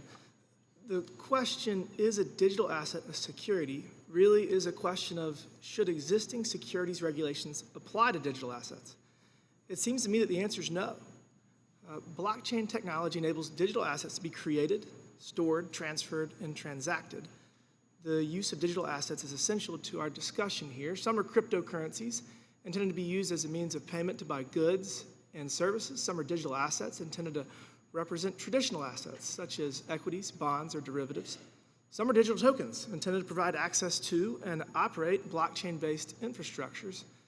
Further still, digital assets have different funding structures at their inception, different governance structures, different operational rules, and different marketed economic realities. Existing securities regulations simply do not have the appropriate flexibility to foster innovation and support the adoption of blockchain technology and all of its use cases, while also providing the necessary investor protections. Here in Congress, we face a daunting task in navigating these regulatory waters. I believe Congress must act to clarify the regulatory uncertainty. Digital assets will be a huge part of the global economy in the future. The strength of our markets and the rule of law in the United States gives us the ability to lead in the future of digital assets. That ability to lead is also often a burden. It is a burden that we are obligated to rise to the occasion and meet. So the purpose of this hearing is to identify what future framework will best meet the needs of the digital assets industry while protecting our citizens from foreseeable harm. Along those lines, I have a few questions around whether existing securities regulations should apply to digital assets. One of the hallmarks of digital asset that has reached its full potential is being functional and decentralized. Mr. Schoenberger, would you discuss what it means for digital asset to be functional and decentralized, and why these features have become the end goal for so many digital asset projects? Thank you, Congressman, for the question. Well, I would say this is certainly true for DOT and some other projects, probably not for all. For those where that applies, we need to go back to the Web3 vision that is based on community consensus, and this necessarily requires that there's no central entity controlling the network. And the Web3 Foundation, during the launch of the Polkadot network, gave up control over the network and handed that over to the community very early in the game. So that's the decentralization part. Being functional simply means some token needs to be more than simply a means of payment or a vehicle for investment. In the case of DOT, again, this gives you access to the network. It's used for securing the network. It's used for participating in the governance, and also if you want to lease a blockchain on top of the network. Thank you for that. One follow-up. In your testimony, you said that when the foundation removed the pseudo key, it was a pivotal point in decentralizing the Polkadot network. Would you explain more about that process and how it ensured that the foundation could not control the network anymore? Sure. The pseudo key gives super user capacities, like gives you the abilities of a super admin. This key, together with the abilities, was given up, and since the code is all open source, this can be looked up by literally everyone. And once this was handed over to the community, the whole control over the network, to reinstate this would take a majority vote of the community. Thank you for that.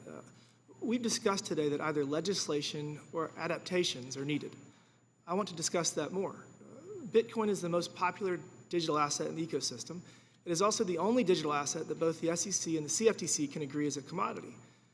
Mr. Santori, under the current securities laws, would it be possible for a national security exchange to list Bitcoin and a security alongside each other? Thank you for the question, Mr. Timmons. No, it wouldn't. National securities exchanges are limited in the assets that they can list, and it's not just a question of amending the list of assets they can list. It's a matter of ripping the heart out of the rules that are in place that make that listing possible. The limitations on trading times, the requirement of intermediaries that can be expensive, the requirement that they don't list additional assets. These are fundamental to the structure of the National Securities Exchange that exists in the United States. It is not a flexible one. Thank you for that. Mr. Chairman, I yield back. Gentleman yields back. The gentleman from Illinois, Mr. Casten, recognized for 5 minutes.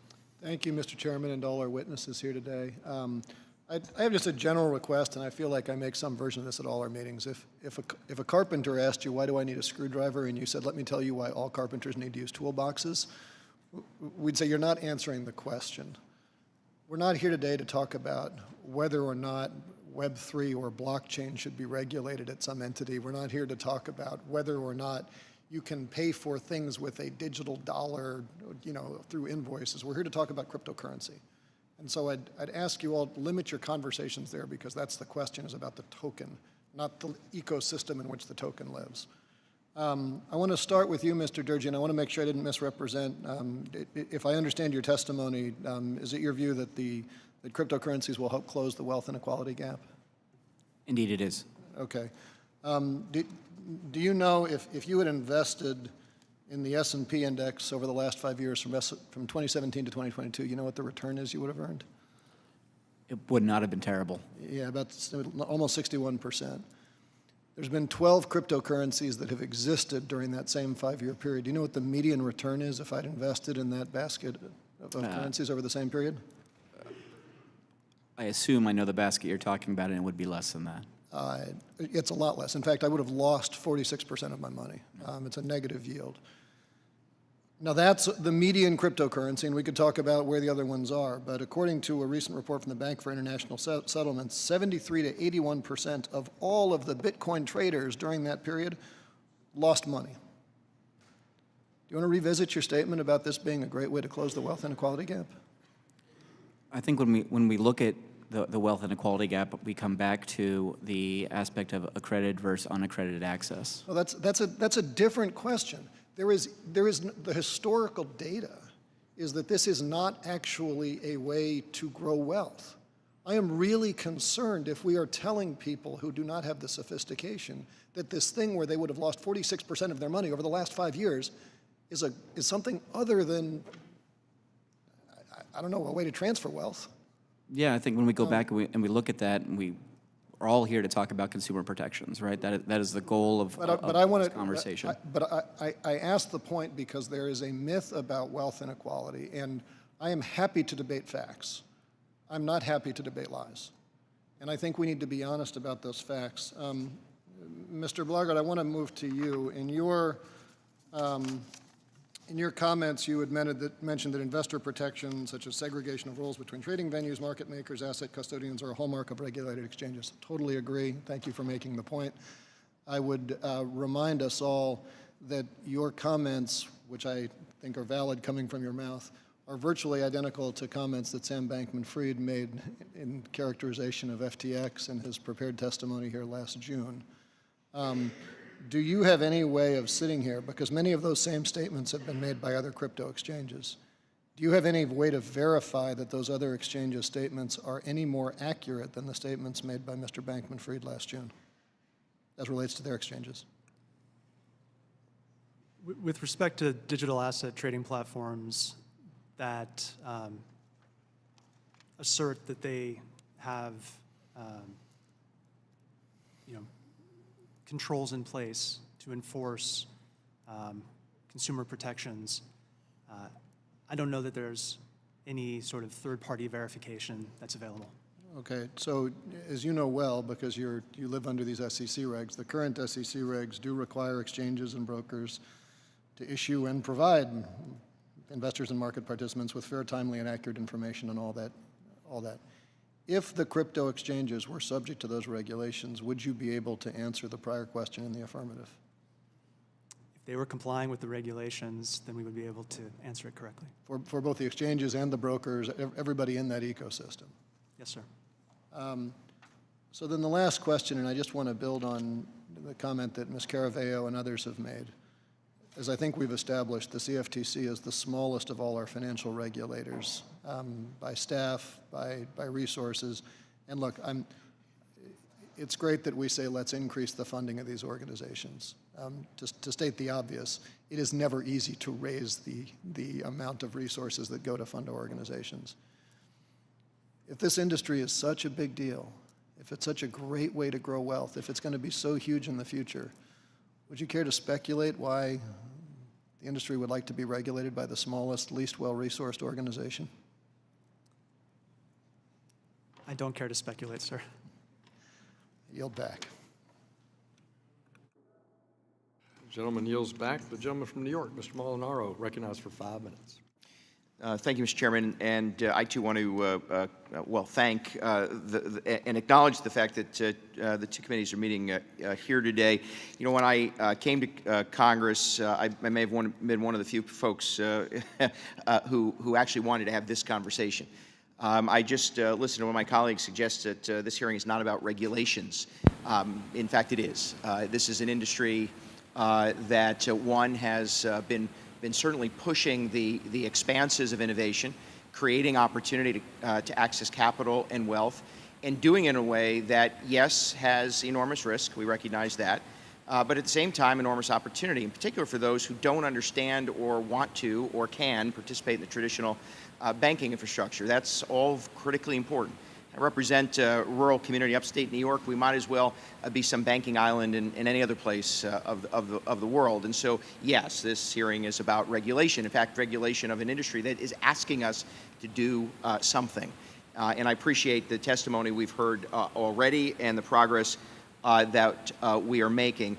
My colleague, Mr. Timmons, started down the road of talking about distinguishing I want to get through that.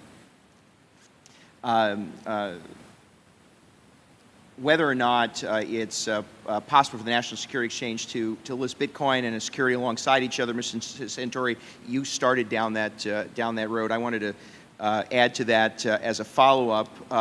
Is the SEC working with trading platforms to account for those differences? I can't speak for other participants in the digital asset industry or ecosystem. We did in fact try to work with the SEC. We had what I thought is good engagement with the staff. I won't go into the details of that, as I think building trust between the industry and its regulators is important. But at a point in those conversations, they were cut off, and I don't believe that had anything to do with the staff. So I can tell you that we tried. I can tell you as an attorney that's represented clients in the industry that other participants have tried. I don't believe that anybody has really gotten anywhere. Mr. Culkin, how would allowing an entity registered at the SEC to list a commodity for trading impact the CFTC's existing enforcement authority? So Congressman, it's a good question. It would be challenging. Right now, commodities are not traded on stock exchanges. They're not traded on alternative trading systems. And so it would create a lot of confusion because currently the CFTC can only look at the digital commodity spot market for fraud and manipulation. They're limited to enforcement authority only. And if the trading were to take place on a an SEC-regulated exchange, it would probably further restrict their ability to conduct that oversight. So it was suggested a few moments ago that some of this is merely or should be addressed simply through simple adaptation. Is it, in your opinion, that this is just an adaptation? I think it's an adaptation in the sense that the CFTC is already monitoring spot commodity markets for fraud and manipulation, but they don't have their full regulatory authority that they have in the futures markets. And so when you think about it that way, it's an extension of the CFTC's jurisdiction to require registration, regulation, examination, and enforcement in a way that's not meaningfully available right now. Mr. Santori, same question. Would you like to add to that? No, sir. I think Mr. Culkin covered it well. Fair enough. For all of you, I want to end where I began. It was suggested that this hearing is not about regulation. Seems to me it is. Is it necessary for Congress to move down the path of adequate guidelines and regulation? Simply yes or no? Yes. Yes. Yes. Yes. Yes. I don't think so. Thank you very much, and I yield back, Mr. Chairman. Gentleman yields back. The gentleman from Texas, Mr. Kazar, recognized for 5 minutes. Thank you, Mr. Chairman, and thank you to the leadership of the committees and subcommittees for bringing us together. I want to pick up my line of questioning where my colleague, Mr. Kasten, left off on the current state of play and the current rules that we're discussing. So several courts have determined that so many crypto assets indeed meet the Howey test and are securities. There are some, as we've discussed today, including Bitcoin, that seem to fall under CFTC jurisdiction. And so my first question is for you, Mr. Santori. Your platform is a cryptocurrency exchange. How many crypto assets are currently on your platform? We support roughly 200 assets globally. Thank you. And of about those 200 assets, to your knowledge, how many of them are registered with the CFTC or the SEC as securities? Or sorry, with CFTC as commodities or the SEC as securities? To my knowledge, none of them are. And so why are none of them registered? I can speculate on the basis of the projects that work on those securities. My belief is that that there is no workable registration regime for those projects. Any registration regime laid out in front of them would require the intermediation of things like a transfer agent that would add nothing to consumer protection and would make the working of those digital asset blockchains untenable. And in your view, does current law allow for y'all to list unregistered securities on the exchange? Sorry, the question is, does current law allow for us to list unregistered securities on the exchange? I don't think so. And so if some of these indeed are securities or indeed are commodities, you wouldn't be allowed to list them if they were unregistered? You know, I have to tell you, you're getting into interpretations of the law of existing law as opposed to testimony that I can give on facts. I'd say that Kraken takes great strides in not listing securities, and we do not list securities. We have robust processes in place to vet the assets that we do support. We review every asset for, of course, its business use case and its functional use case. We review assets for cybersecurity vulnerabilities. And of course, we have a process in place to evaluate these assets as to whether they could potentially fall into either the world of regulated securities or regulated commodity derivatives. Thank you. I want to sort of ask a similar question now to Mr. Blaugrund. So can the New York Stock Exchange have unregistered securities on its platform? We do not. And so what would happen if it did? We would be subject to enforcement action, I presume, by the SEC. Right. So part of what I'm trying to understand here as far as the current state of play is that if an exchange wants to be in compliance with the law, it would have to delist any unregistered securities or commodities. And our current laws, as I understand them from several judicial opinions and decisions that I've looked over, are that crypto assets are either securities or commodities, many of them being determined to be securities. Some of them that we decided today or talked about today, folks agree are commodities, but very few, and in some cases, none of them are registered with the appropriate agency. And so you don't have to be a crypto skeptic or a crypto enthusiast, I think, to come to the conclusion that I'm feeling now, which is some level of concern that even under existing rules, there are real concerns about, do we have folks that should be registered, where we should have protections for investors not registering. And so it is hard to think about the path forward if right now I could be having this concern. Mr. Masada, I'd love to hear what you think about that. I think you're absolutely right, Congressman. If you look at even what the 4 largest platforms today list in the U.S., there's about 400 tokens in total on all those platforms. Only 60 of them are commonly listed. They're all making different decisions about what's a security or what's not. Now, maybe they're applying other filters on top of what's a security. Maybe they could all get together and say, oh, yes, yes, yes, we believe all 400 are not securities, but I doubt it. Thank you. And so just because I have the remaining 20 seconds here, I appreciate it. To me, we had, the SEC came out of the Great Depression and that enormous crash. I think it's so important for us to learn from those mistakes. And as FTX and others have collapsed, we need those kinds of protections to make sure we don't have the intermingling of funds, to make sure people have recourse against fraud and abuse. We want to make sure we're protecting investors. And the fact that right now I'm concerned that the laws aren't even being followed makes this really challenging. Thank you. Gentleman yields back. The gentleman from Nebraska, Mr. Flood's recognized for 5 minutes. Thank you, Mr. Chairman. Mr. Durgee, I want to just state for the record that I was very impressed by your opening statement regarding the standardization and the acceptance of emerging technologies. And I think it's important to remember how we need to look down the road. We need to understand where we're at and how these things work. We've been discussing the need for regulatory clarity and digital asset regulation for the past few months. There's no question that in the aftermath of FTX, a company that cheated American investors from the Bahamas, and while some American firms begin to move offshore, an American regulatory regime for digital assets is needed. As it relates to digital assets, I firmly believe that we don't need more regulators. We need a way of clarifying when and where our current regulators should have jurisdiction over the existing market.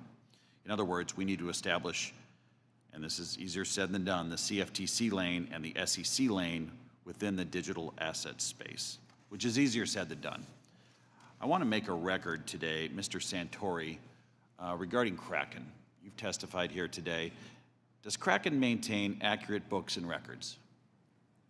Yes, we do, Congressman. Does Kraken make those documents available to regulators? We do on occasion, yes. Does Kraken make appropriate disclosures to customers and ensure that its customer assets are protected? We do. Okay.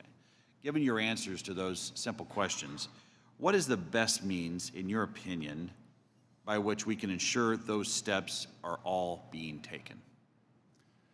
Thank you for the question, Congressman. I think that the best means to ensure that digital asset participants are keeping records, that they are sharing those records when requested by regulators and law enforcement, to ensure that digital asset participants are being good stewards of their customers with regards to disclosures. We need harmonization across those digital asset providers, a set of clear rules for the road so that we don't have to guess as to what those best standards and those standards and best practices are. One of the reasons why, as you noted, FTX was such a debacle was because it wasn't some small niche exchange that wasn't servicing Americans. It was an exchange that Americans almost had to use because of the environment here in the United States. Americans were driven to FTX because of the lack of standards here, because of the lack of uniform disclosure rules, because we are forced to guess as to what those rules are instead of building compelling products. Thank you, Mr. Santori. Mr. Culkin, does the CFTC regularly examine its registrants to ensure that they are keeping adequate books and records, making appropriate disclosures, and ensuring that customer funds are protected? Yes. A follow-up to that, did any customers of LedgerX, the CFTC registered clearinghouse owned by FTX, lose any funds because of the FTX implosion? Not to my knowledge, no. I think it's important we get a number of these questions on the record. We are trying to solve a problem. We're trying to make it possible for Americans to participate in an economy and in an exchange, a framework that's going to be worldwide. And today, I think we got some good answers. I'd like to ask one more question to Mr. Culkin. If we, and this is regarding self-certification process and how it could be applied in digital assets. Mr. Culkin, if a commodities exchange attempts to self-certify the trade of a product under current CFTC rules, what does that process look like for the applicant filing the self-certification? So currently, if a futures exchange wants to list a product, they have to file the product with the CFTC. They have to include basic commercial components of the contract, and then they have to provide pretty lengthy explanation for how that product's not susceptible to manipulation, how the financial resources are in place to facilitate that trading. And for digital assets specifically, the CFTC staff, excuse me, have put in place a heightened scrutiny review that's been in place now for 5 years. And those questions have to be satisfied as well. I don't know if I have enough time for this second question on self-certification, but if the CFTC finds that an applicant's self-certification violates the Commodities Exchange Act, what recourse does the CFTC have? So if a submission fails to comply with the CEA and its rules, then the product would be rejected, and it would not be able to be listed for trading. Thank you, Mr. Culkin. I yield back. I thank the gentleman. Ms. Salinas is recognized for 5 minutes. Thank you, Mr. Chairman, and thank you to our ranking members and chairs for bringing us all together to hold this joint hearing, and thank you to our panelists for taking all your time today. Over the course of the conversation, even over the last few months, one area that hasn't really been discussed in the deliberation of how to fill regulatory gaps is the very real and very large impact on climate that the industry is also having. In my home state of Oregon, this has spurred state legislative action to require cutting carbon output. So my question for any of the panelists, as we grapple with how to regulate the digital asset industry, if, as with other fiduciaries, should we incentivize climate responsibility and penalize carbon emissions from high energy use facilities? And if so, do you have any recommendations for implementing a climate-friendly regulatory framework for the digital asset industry? Well, Congressman, I think the energy usage of certain aspects of the crypto industry is a real cause of concern. It's not something that we would typically address through financial regulation, but that doesn't mean it doesn't need to be addressed. You're right that your state and other states, like New York, have tried to take this on, and that may be the path.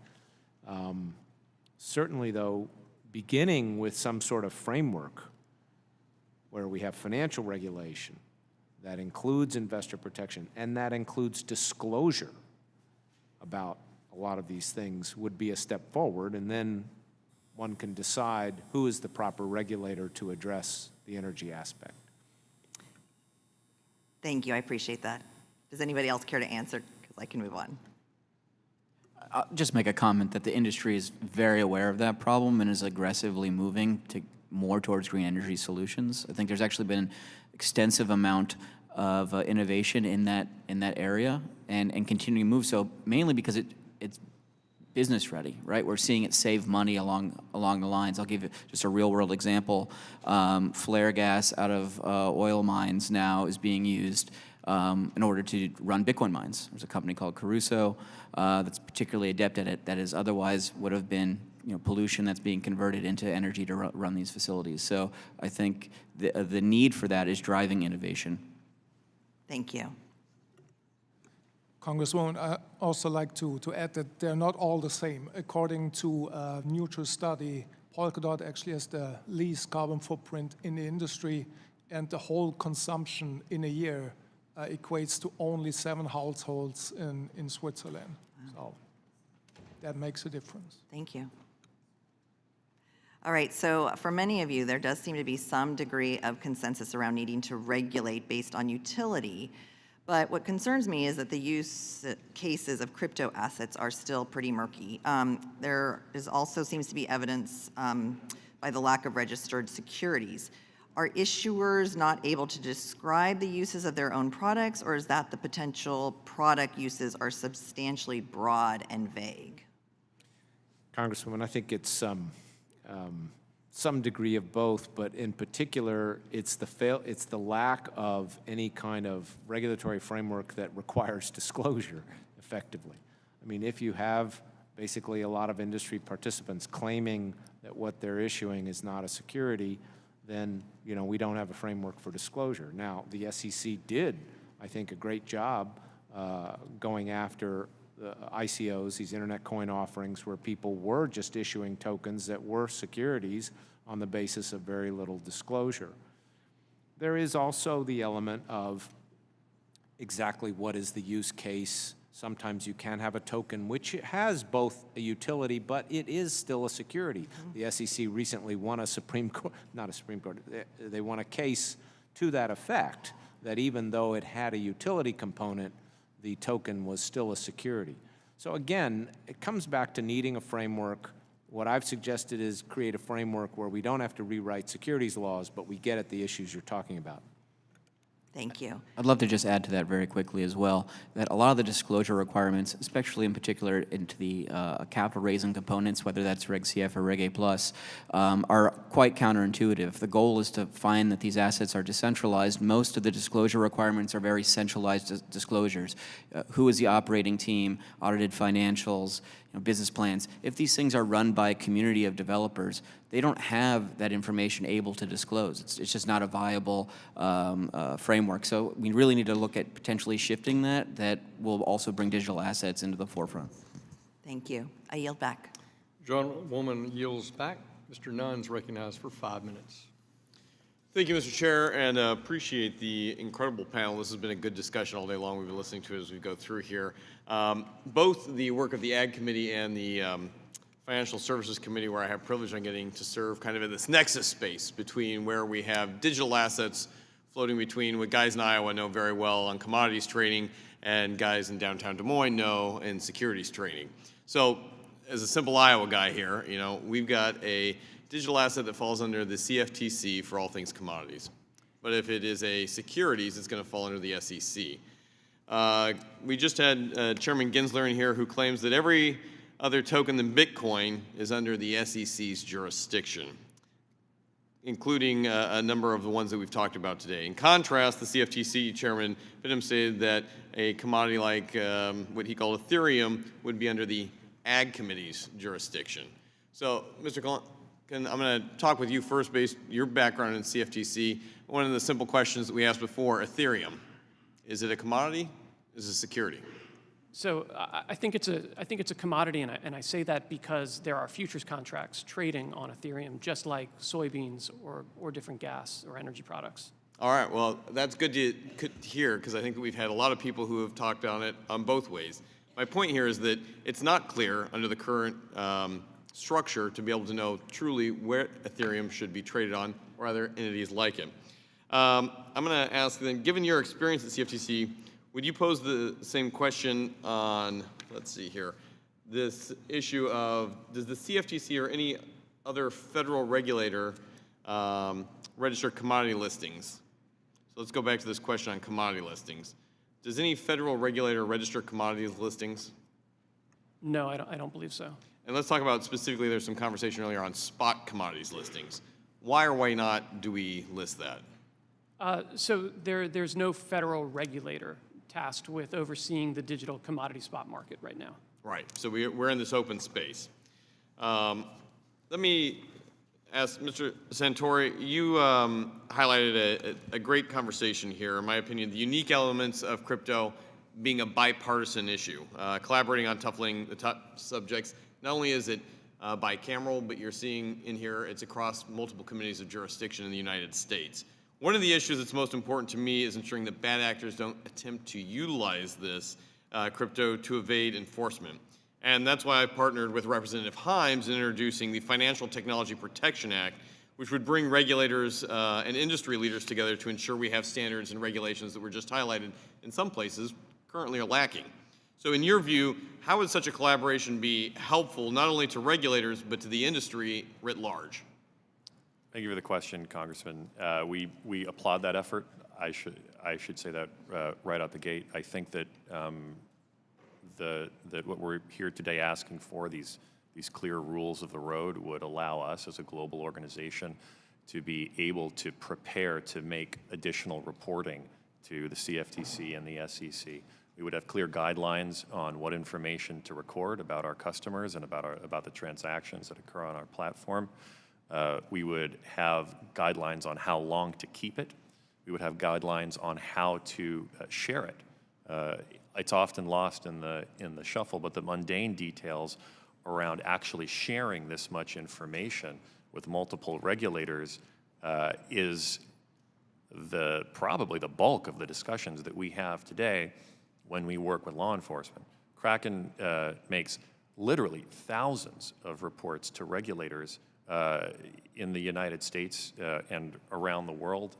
This can be a daunting task without clarity. So we've seen other entities work on this around their own. The EU, the UK, all developing this area. The United States, currently we're still talking through a very complex conversation. But to your point specifically, recently the CFTC enforcement action against a foreign exchange, the CFTC alleged in that case that foreign exchanges' compliance efforts are a sham and that the company deliberately chose over and over to place profits over the law. Mr. Santori, how does your firm differ in the compliance perspective compared to foreign exchanges with a bad record of compliance? Thank you for the question, Congressman. We do differ, and we differ dramatically. Unlike foreign exchanges, as you heard me say earlier, we make abundant reporting to law enforcement. We KYC every single user, unlike some other exchanges where... Mr. Santori, thank you. I want to be able to highlight here that you guys are doing it the right way. My concern is that if we don't have clarity in this space, we're going to allow bad actors to continue to operate outside. With that, I yield my time back to the chair. Thank you. Gentleman yields back. The gentleman from New York, Mr. Torres, recognized for 5 minutes. Thank you, Mr. Chair. Here in Congress, we have what I would describe as a anti-crypto derangement syndrome that clouds clear thinking about crypto regulation. Although there are too many myths to dispel, I will take the occasion to address a few of them. Myth, a statutory framework for crypto, would undermine 9 decades of securities law. Fact, the New York State Department of Financial Services has an alternate framework for regulating virtual assets. And far from undermining securities regulation, DFS has shown itself to be the most rigorous regulator of crypto in the world. Myth, there's no need at all for the SEC to provide regulatory clarity and guidance, and that calls for clarity and guidance are nothing more than a pretext for evading lawful compliance. Fact, even the Investor Advisory Committee, which favors Gary Gensler's approach to enforcement, concedes that there is in fact a need for regulatory clarity. Quote, the SEC should consider issuing a request for comment regarding areas where additional guidance is needed related to the application of federal securities laws to crypto assets. Myth, it does not matter at all if crypto is driven offshore. Fact, offshore, deregulated, over-leveraged companies like FTX carry the greatest risk of losing customer funds, a point that Gary Gensler himself did not dispute when pressed under questioning. Myth, registration with the SEC is just a form on a website. Fact, the notion of registration as just a form on a website is patently false. So false, in fact, that it would come as a shock to all the securities lawyers and companies spending millions of dollars on SEC registration and compliance. Myth, the SEC has the right to crack down on crypto because the technology has no utility. It does more harm than good. Fact, the SEC is statutorily designed to be a merit-neutral regulator. Even if SEC chair were as omniscient as God himself, he nonetheless has no statutory authority to impose his personal judgment about the merits of crypto and blockchain on those of us who disagree with him. The SEC's only role is to correct information asymmetries and mandate disclosures to protect investors. So my first question, one can imagine a digital asset that begins as a security, but then over time morphs into something else as it becomes decentralized. Ether, for example, was arguably a security at the time of the ICO, but then arguably became a commodity as it became decentralized. If a digital asset no longer has a central team from whose efforts investors expect to derive the profit, should there be a process by which that digital asset transitions from securities regulation to commodities regulation?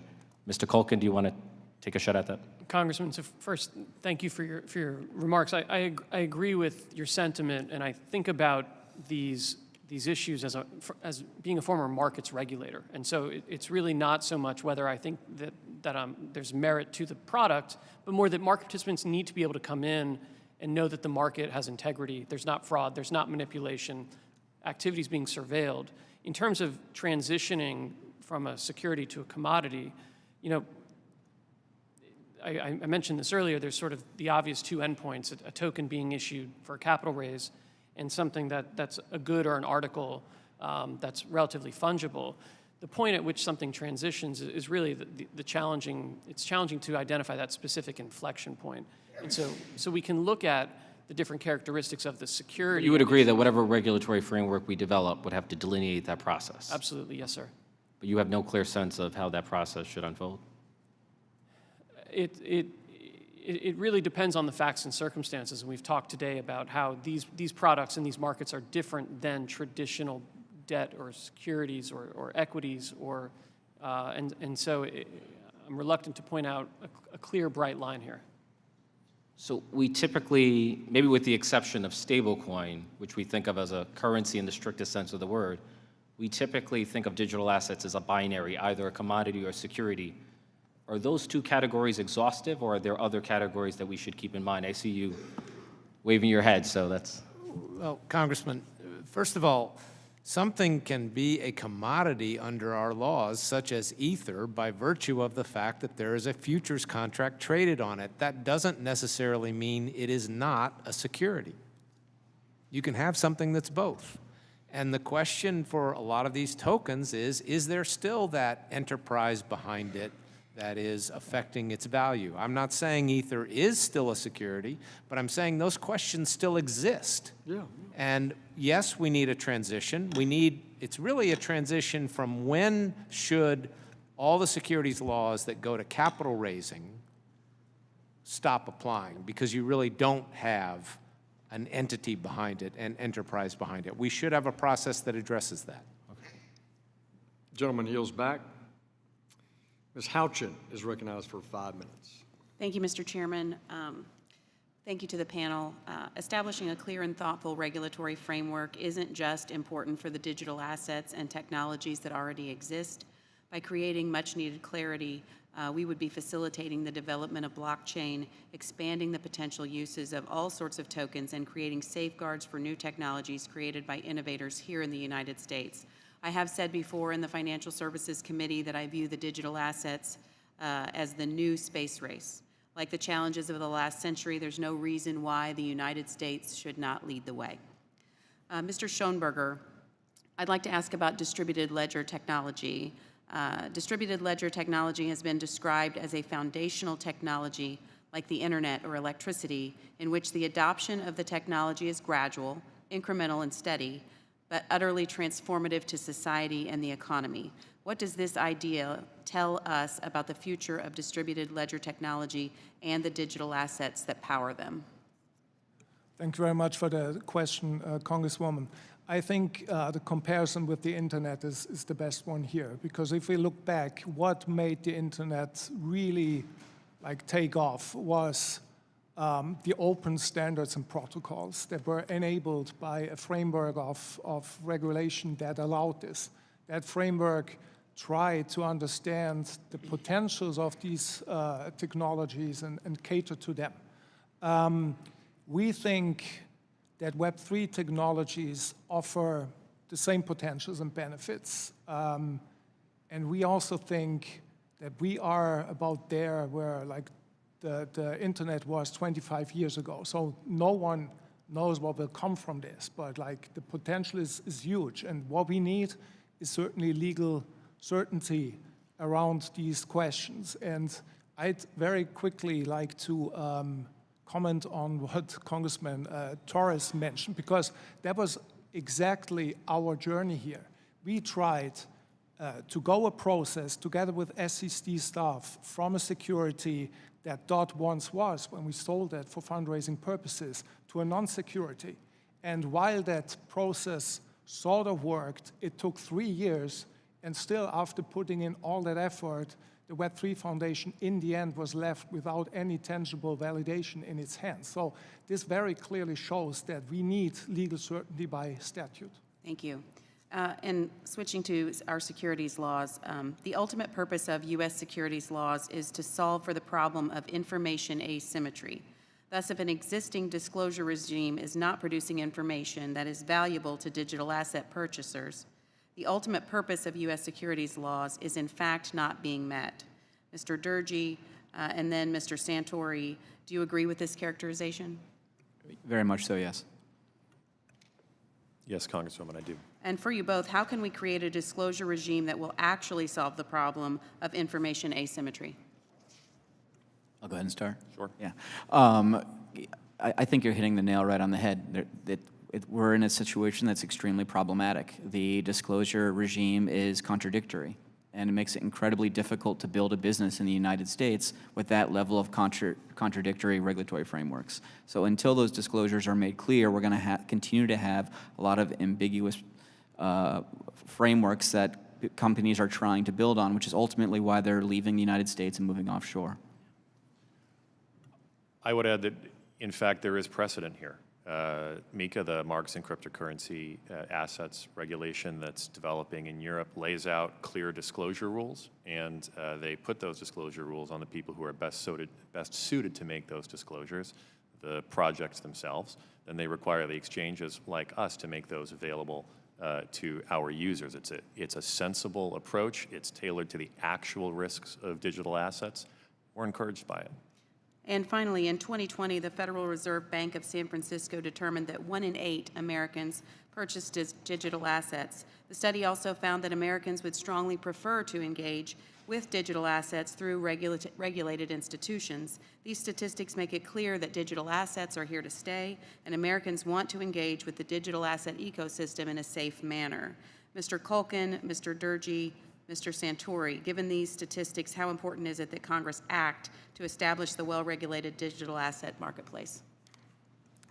Every day that we don't act, we continue to fall behind all the other jurisdictions that are not only moving past us, but accelerating. I think it's very important, and I think we can draw from the experience of the Dodd-Frank Act, where jurisdiction was shared between the SEC and the CFTC in a successful way. I agree, and moving forward now allows us here in the United States to crack into plan for the future, which, well, is coming quick. Thank you. I yield back. Gentleman yields back. Mr. Nickel is recognized for 5 minutes. Yeah, thank you, Chairman Hill. Also, thanks to Chairman Johnson, Ranking Member Lynch, and Ranking Member Caraveo for holding this hearing, and for our witnesses for joining us today. I know you've been here for quite a long time. And maybe this is too soon, but I'm glad to see a member of the House Financial Services Committee with the gavel today, and very glad to be in this committee room, which is very convenient for me because my office is literally across the hall. We need to work together in a bipartisan way to develop a framework for regulating digital assets so that we can protect our constituents and harness the benefits of this technology. Burying our head in the sand is not an option, as inaction will only serve to exacerbate the risks associated with this rapidly evolving asset class. We can't expect a law written almost 100 years ago to seamlessly work with this new technology. Mr. Durgee, first question to you. I also have to say, I am also an attorney, so you are surrounded by us. But Mr. Durgee, could you please talk more about the rules and requirements for securities exchanges that are incompatible with blockchain technology, and how you'd improve them? Yeah, I mean, security exchanges are evaluating blockchain now. I mean, in fact, they're implementing it in a number of cases. The problem that we're just going to continue to run into is there's a risk factor that they're going to deal with determining on how much they want to expose their business to it. And until there is clear regulatory frameworks for those exchanges to build on, particularly within the United States, they are going to be limited in their capacity to innovate and roll out more holistic products. Thanks. And Mr. Santori, next to you, SEC Chair Gensler has consistently said that crypto companies need to, quote unquote, come in and register. I'd like to learn more about what that process actually looks like. In your role as Chief Legal Officer at a crypto exchange, have you tried registering at the SEC, and what has that experience been like for you and other exchanges? Thank you for the question, Congressman. It's become this this meme, this oft repeated saying that we should cryptocurrency and digital asset companies should just come in and register, that it's just a form on the website. It is not. It's unclear to us, and I believe it's unclear to the regulators as well, just what registration means for a digital asset exchange, and for, I would say, every meaningful provider in the digital asset ecosystem. Registration is typically the filing of an S-1 statement, which is the form by which companies spend millions of dollars and many years to go public and become a public company. Frankly, there are a number of securities practitioners in the room. I think we would all be lying if we had any idea how that could possibly work for the product that digital asset companies offer today. There is no realistic path. to registration under the existing regime. This is why we're here today, to say that Congress ought to act to clarify that path, to give regulators the tools that they need, to foster this ecosystem, to create fair and efficient markets. This is not 2015. This is not 2012 when I first got into this industry. This is not a question of education. The regulators are just as smart, they are just as educated, they are just as up to the moment as the rest of the ecosystem lawyers are. This is a question of tools. So, thanks. And when SEC Chair Gensler was here last month, he couldn't say whether Ether, one of the most traded cryptocurrencies, is a security or not. We spent a lot of time talking about that. When you're evaluating whether digital assets are securities before listing them on your platform, what's your process, and would clarity from the SEC help? Thank you for the question, Congressman. We do have a robust vetting process for all assets that we support on our exchange. It includes an assessment of the business use case for these assets. I talked about one of them earlier today. It involves a cybersecurity audit. Many of these assets exist as smart contracts on publicly auditable blockchains. It's one of their benefits. And third, of course, we evaluate these assets for whether or not they would fall under any particular regulatory regime, either here in the U.S. and the United States. But the reality is that exchanges do not come out on the same side of that analysis 100% of the time. They should be able to. Thank you so much, and I yield back the remainder of my time. Gentleman yields back. The gentleman from Illinois is next, Mr. Jackson, who's coming forward to the microphone with great haste. You're recognized for 5 minutes. Thank you, Mr. Hill. Thank you all, the ranking members, and thank you, panelists, for coming out today. I have a concern being in Chicago, Illinois' 1st District, where we have the Chicago Mercantile Exchange, Chicago Board of Trade, Chicago Board of Options, and I would like to see this technology continue to stay housed in the United States of America to make sure that we have a competitive edge. And I am concerned about MiCA and the platform, a regulatory framework that's been negotiated out across the European Union. It seems like we're lagging. What is it that we can do to make sure with all alacrity and due speed that we can keep this where the world looks at this as the safest, deepest, best marketplace to continue to invest in crypto and innovate this technology? Anyone's certainly welcome. Yeah, happy to start. And if you're scared of what's happening in Europe with MiCA, you're going to be terrified when you see the UK regulations come out next, which are going to have substantially more weight and be far more robust. So as we start to look at all the different jurisdictions, whether that's UK or European Union as far as MiCA, and I had mentioned VARA and Singapore with MAS, Tokyo, et cetera, collectively they're looking at what each one of them is rolling out and figuring out how they're going to be able to work together ultimately to move this industry forward. This might be the first time that we see an emerging technology that ends up finding its way outside of the United States predominantly, in a technology that is still very nascent. As I mentioned, it's only been around now for 13 years, but growing and accelerating at a pace that we really haven't seen before. So I caution everyone here that if we don't move forward and we don't do something, and if MiCA is something that you're worried about, the next book to drop is going to be pretty severe.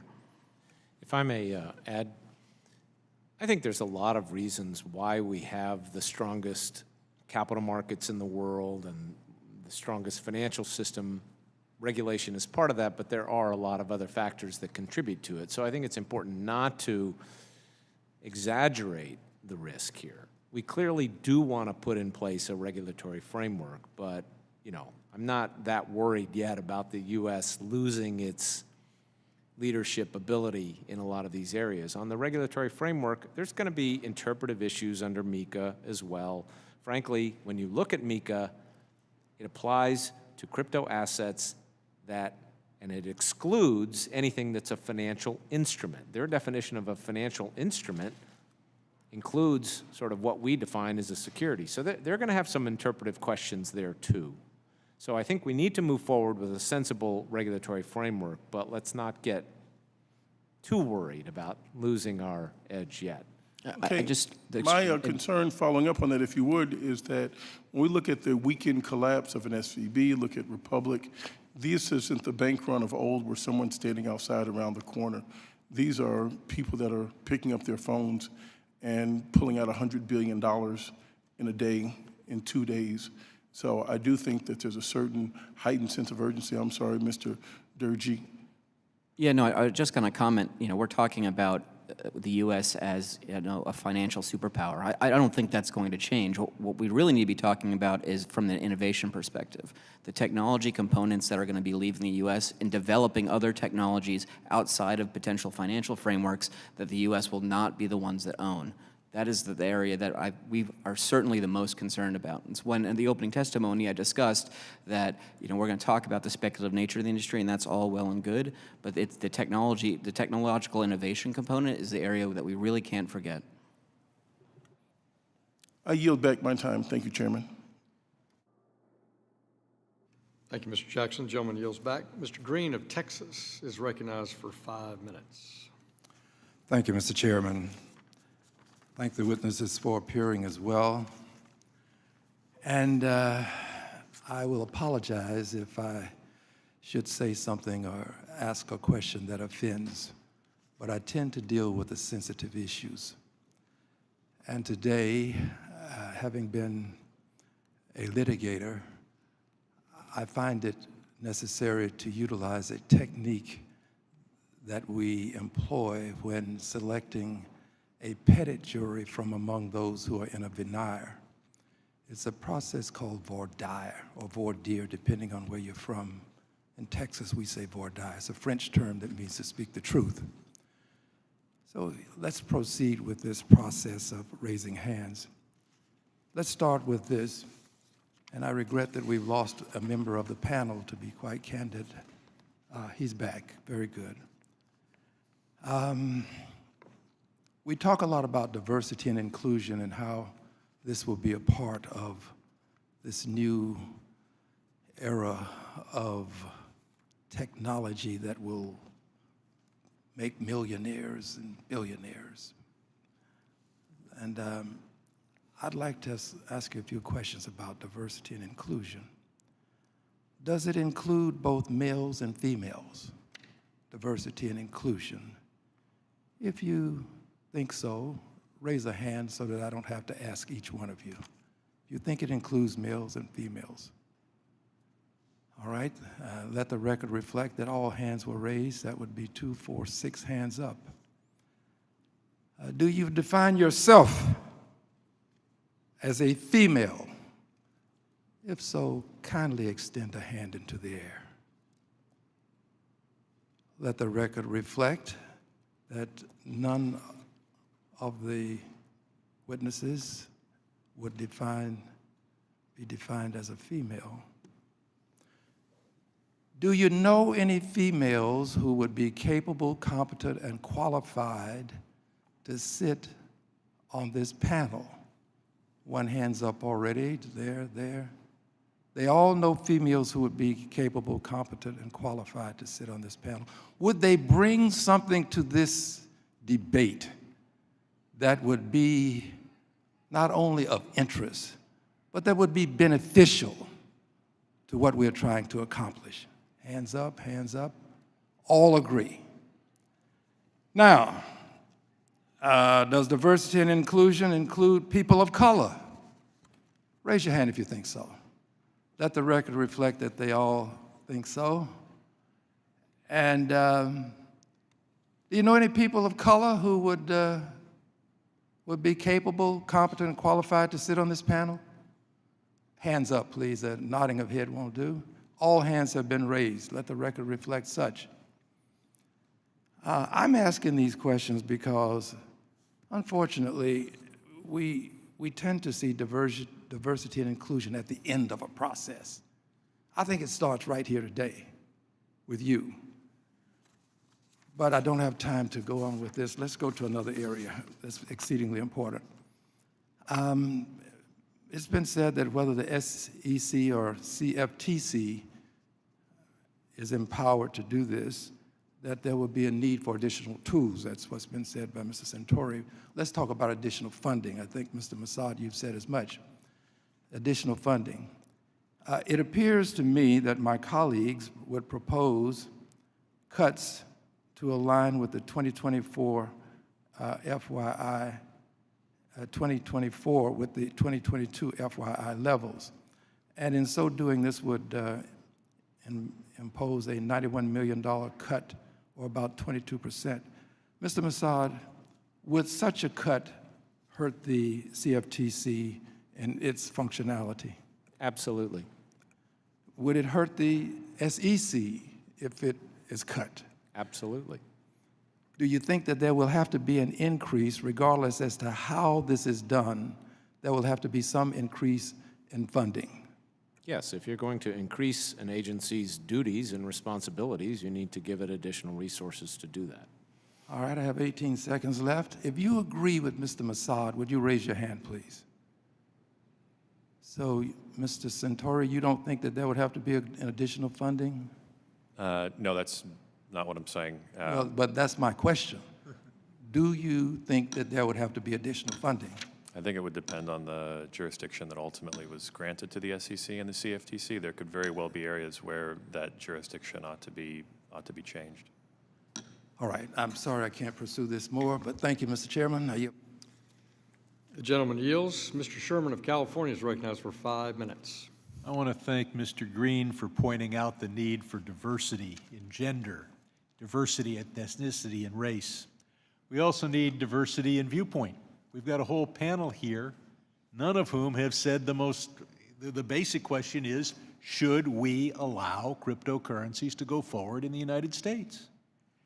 The purpose of our capital markets for working American families is to finance factories and businesses where they can work at blue and white collar jobs and create products that help them in their daily lives. The purpose of our capital markets is to harness the animal spirits, the willingness to invest, and to fund housing and factories and jobs. What this does is it diverts that to something that is a system of a new hidden money system. It says so right in the name. Cryptocurrency literally means hidden money. And to create a tool that has its announced purpose by its most prominent supporters to defeat our sanctions laws, to defeat our tax laws. And it's not that all of you who are in this industry are unwilling to abide by our sanctions laws and our tax laws. It's simply that you think you can make billions of dollars by building a valuable tool for those who do want to cheat on our taxes and do want to evade our sanctions laws and our money laundering laws. We're told, oh, we're gonna fear of missing out. Other countries could get ahead of us. Peru is ahead of us in cocaine cultivation. China is ahead of us in organ harvesting, and the Cayman Islands is ahead of us in innovative tax haven fraud. I do not see the need to catch up. We speak as if this whole idea of creating tools that will turn the income tax into just a tax on wage earners and make it voluntary for the very rich as something new, because you guys are using the internet, because this industry uses the internet. It's nothing new. We had tax evasion tools last century, and we blocked them. The most valuable tool was the multi-billion-dollar bearer bond. One piece of paper, earns interest, totally untraceable, and we prohibited people from issuing them. We, of course, have a $100 bill. It's worth $10 from what it was 100 years ago. The $100 bill, the bearer bond are no longer good tools for tax evasion. We need a new one, and you can make billions of dollars if you can create it. All the money and power in this town is on the side of the crypto billionaire bros. There's no lobbyist in this town. There's no executive. Nobody's making $1 million to advocate for tax enforcement. Nobody is being paid to make sure that we enforce our sanctions laws and our money laundering laws, at least not to be lobbyists and not to make millions. And I think it was Mr. Kasten, who reminded us of Sam Bankman-Fried. He still haunts these halls. His purpose was give a patina of regulation to this industry by defeating the SEC's efforts. I don't want to say that I'm against blockchain. It's an accounting system. I'm against multi-million-dollar bearer bonds. I'm not against paper, and I'm not against ink. Mr. Massad, if many of these crypto tokens are securities, many of those sold on exchanges are securities. If in any other field of our capital markets, if you had an unregistered exchange where you could buy and sell unregistered securities, wouldn't that be a violation of just about every securities law we've got? Yes, sir. That would be a problem. So why is the SEC that would immediately shut down a stock exchange where you had unregistered stock being publicly sold and which an unregistered, they seem unwilling to enforce the law in this area, whereas certainly if it was stocks and bonds, they'd enforce it immediately. Can you explain why they're not enforcing it? Well, I think the SEC has brought a number of enforcement cases. I think it's important to remember. But they haven't shut down the businesses that are represented here, and if these businesses were doing unregistered equity securities, they'd shut them down. I can't comment It just on- shows the power of the billionaire bros, and I yield back. Gentleman yields back. Recognize the chairman of the House Financial Services Committee, Mr. McHenry from North Carolina, for 5 minutes. Well, I want to thank the panel. I want to thank the Ag Committee members, the Financial Service Committee members for a vibrant discussion today. I think one thing that was talked about is the efforts of other countries. And Mr. Schoenberger, what does it mean for the U.S. and Americans that the U.K. and the European Union are ahead of us on regulatory structure for crypto? What does that mean? Thanks, Congressman. I would add Switzerland to this because this is simply where the Web3 Foundation is at home. I said this before here.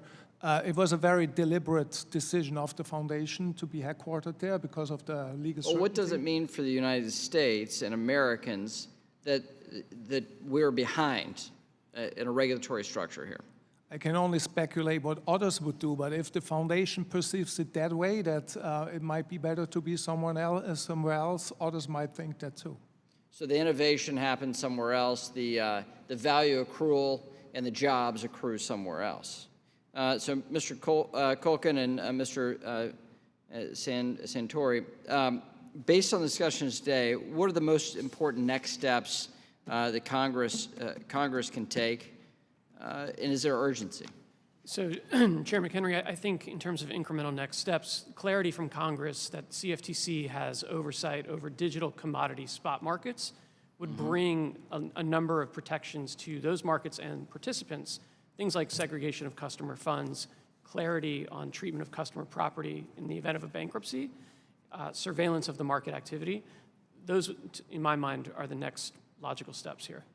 Okay, consumer protection, fostering innovation, the tandem. Yes. Okay.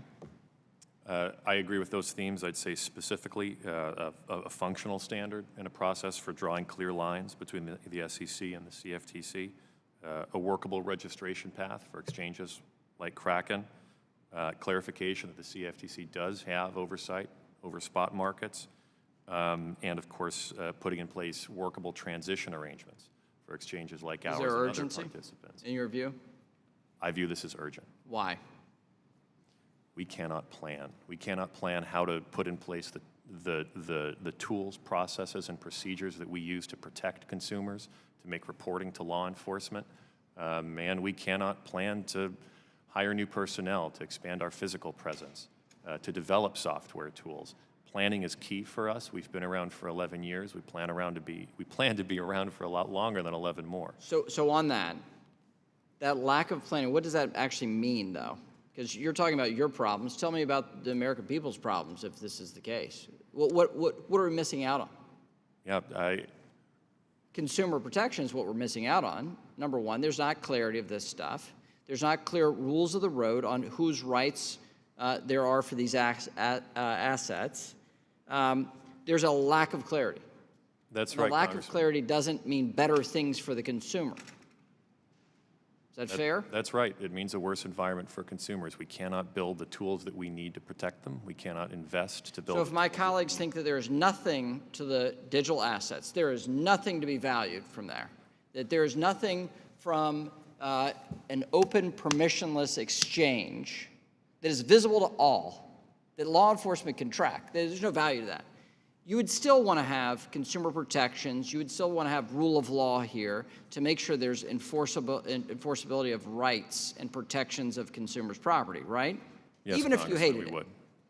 And if you love it, then you're missing out on the innovation, the job creation, the technical transmission of new value.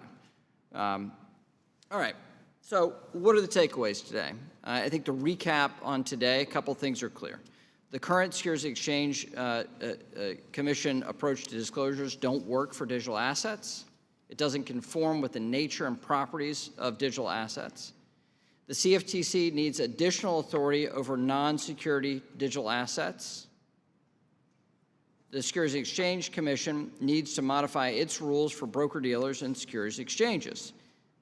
Those things have to happen because the CFTC and the SEC alone can't do this. Congress must act. And it's imperative that we do act. And this committee will act. I want to thank Chairman Hill for his leadership and the bipartisan cooperation we've had from many on these subcommittees and these committees of jurisdiction. And with that, Mr. Chairman, I yield back. I thank the chairman for yielding back. I'd like to ask to submit for the record an investigation summary of what this committee has done thus far as it relates to investigating the collapse of FTX, inserting that in the record without objection. And I'd like to say that a couple of takeaways I have from listening today is that, you know, I've heard from the panel, we're not tying the hands of the SEC or the CFTC. In fact, just the inverse. We're trying to provide clarity and direction and statutory authority for those agencies to do their job and do it more effectively, and that in turn clears up the confusion that, for example, the Binance case has, that there is confusing statutory jurisdiction between those two agencies. And what a great way to summarize it by the fact that we've had a collaborative joint hearing of the House Agriculture Committee and the House Financial Services Committee to illuminate exactly those points and the need for a framework to be put in place. I want to thank my colleagues for their participation today on both sides of the aisle in both committees. Thank the Ways and Means Committee for allowing us to slum here in their beautiful facility without Mr. Chairman, objection. will you yield for? I will yield to my friend from California. I'll just point out, if we want clarity, let's just make it clear, and the industry should lobby for this, that the SEC has full jurisdiction. If the CFTC wants to have full jurisdiction, that's fine. I can't think of an industry more in need of double regulation rather than zero. I thank the gentleman. Reclaiming my time, without objection, all members will have 5 legislative days within which to submit additional written questions to witnesses to the chair, which will be forwarded to the witnesses for their response. I'd like to ask each of you to please respond as promptly as you are able. This hearing is adjourned.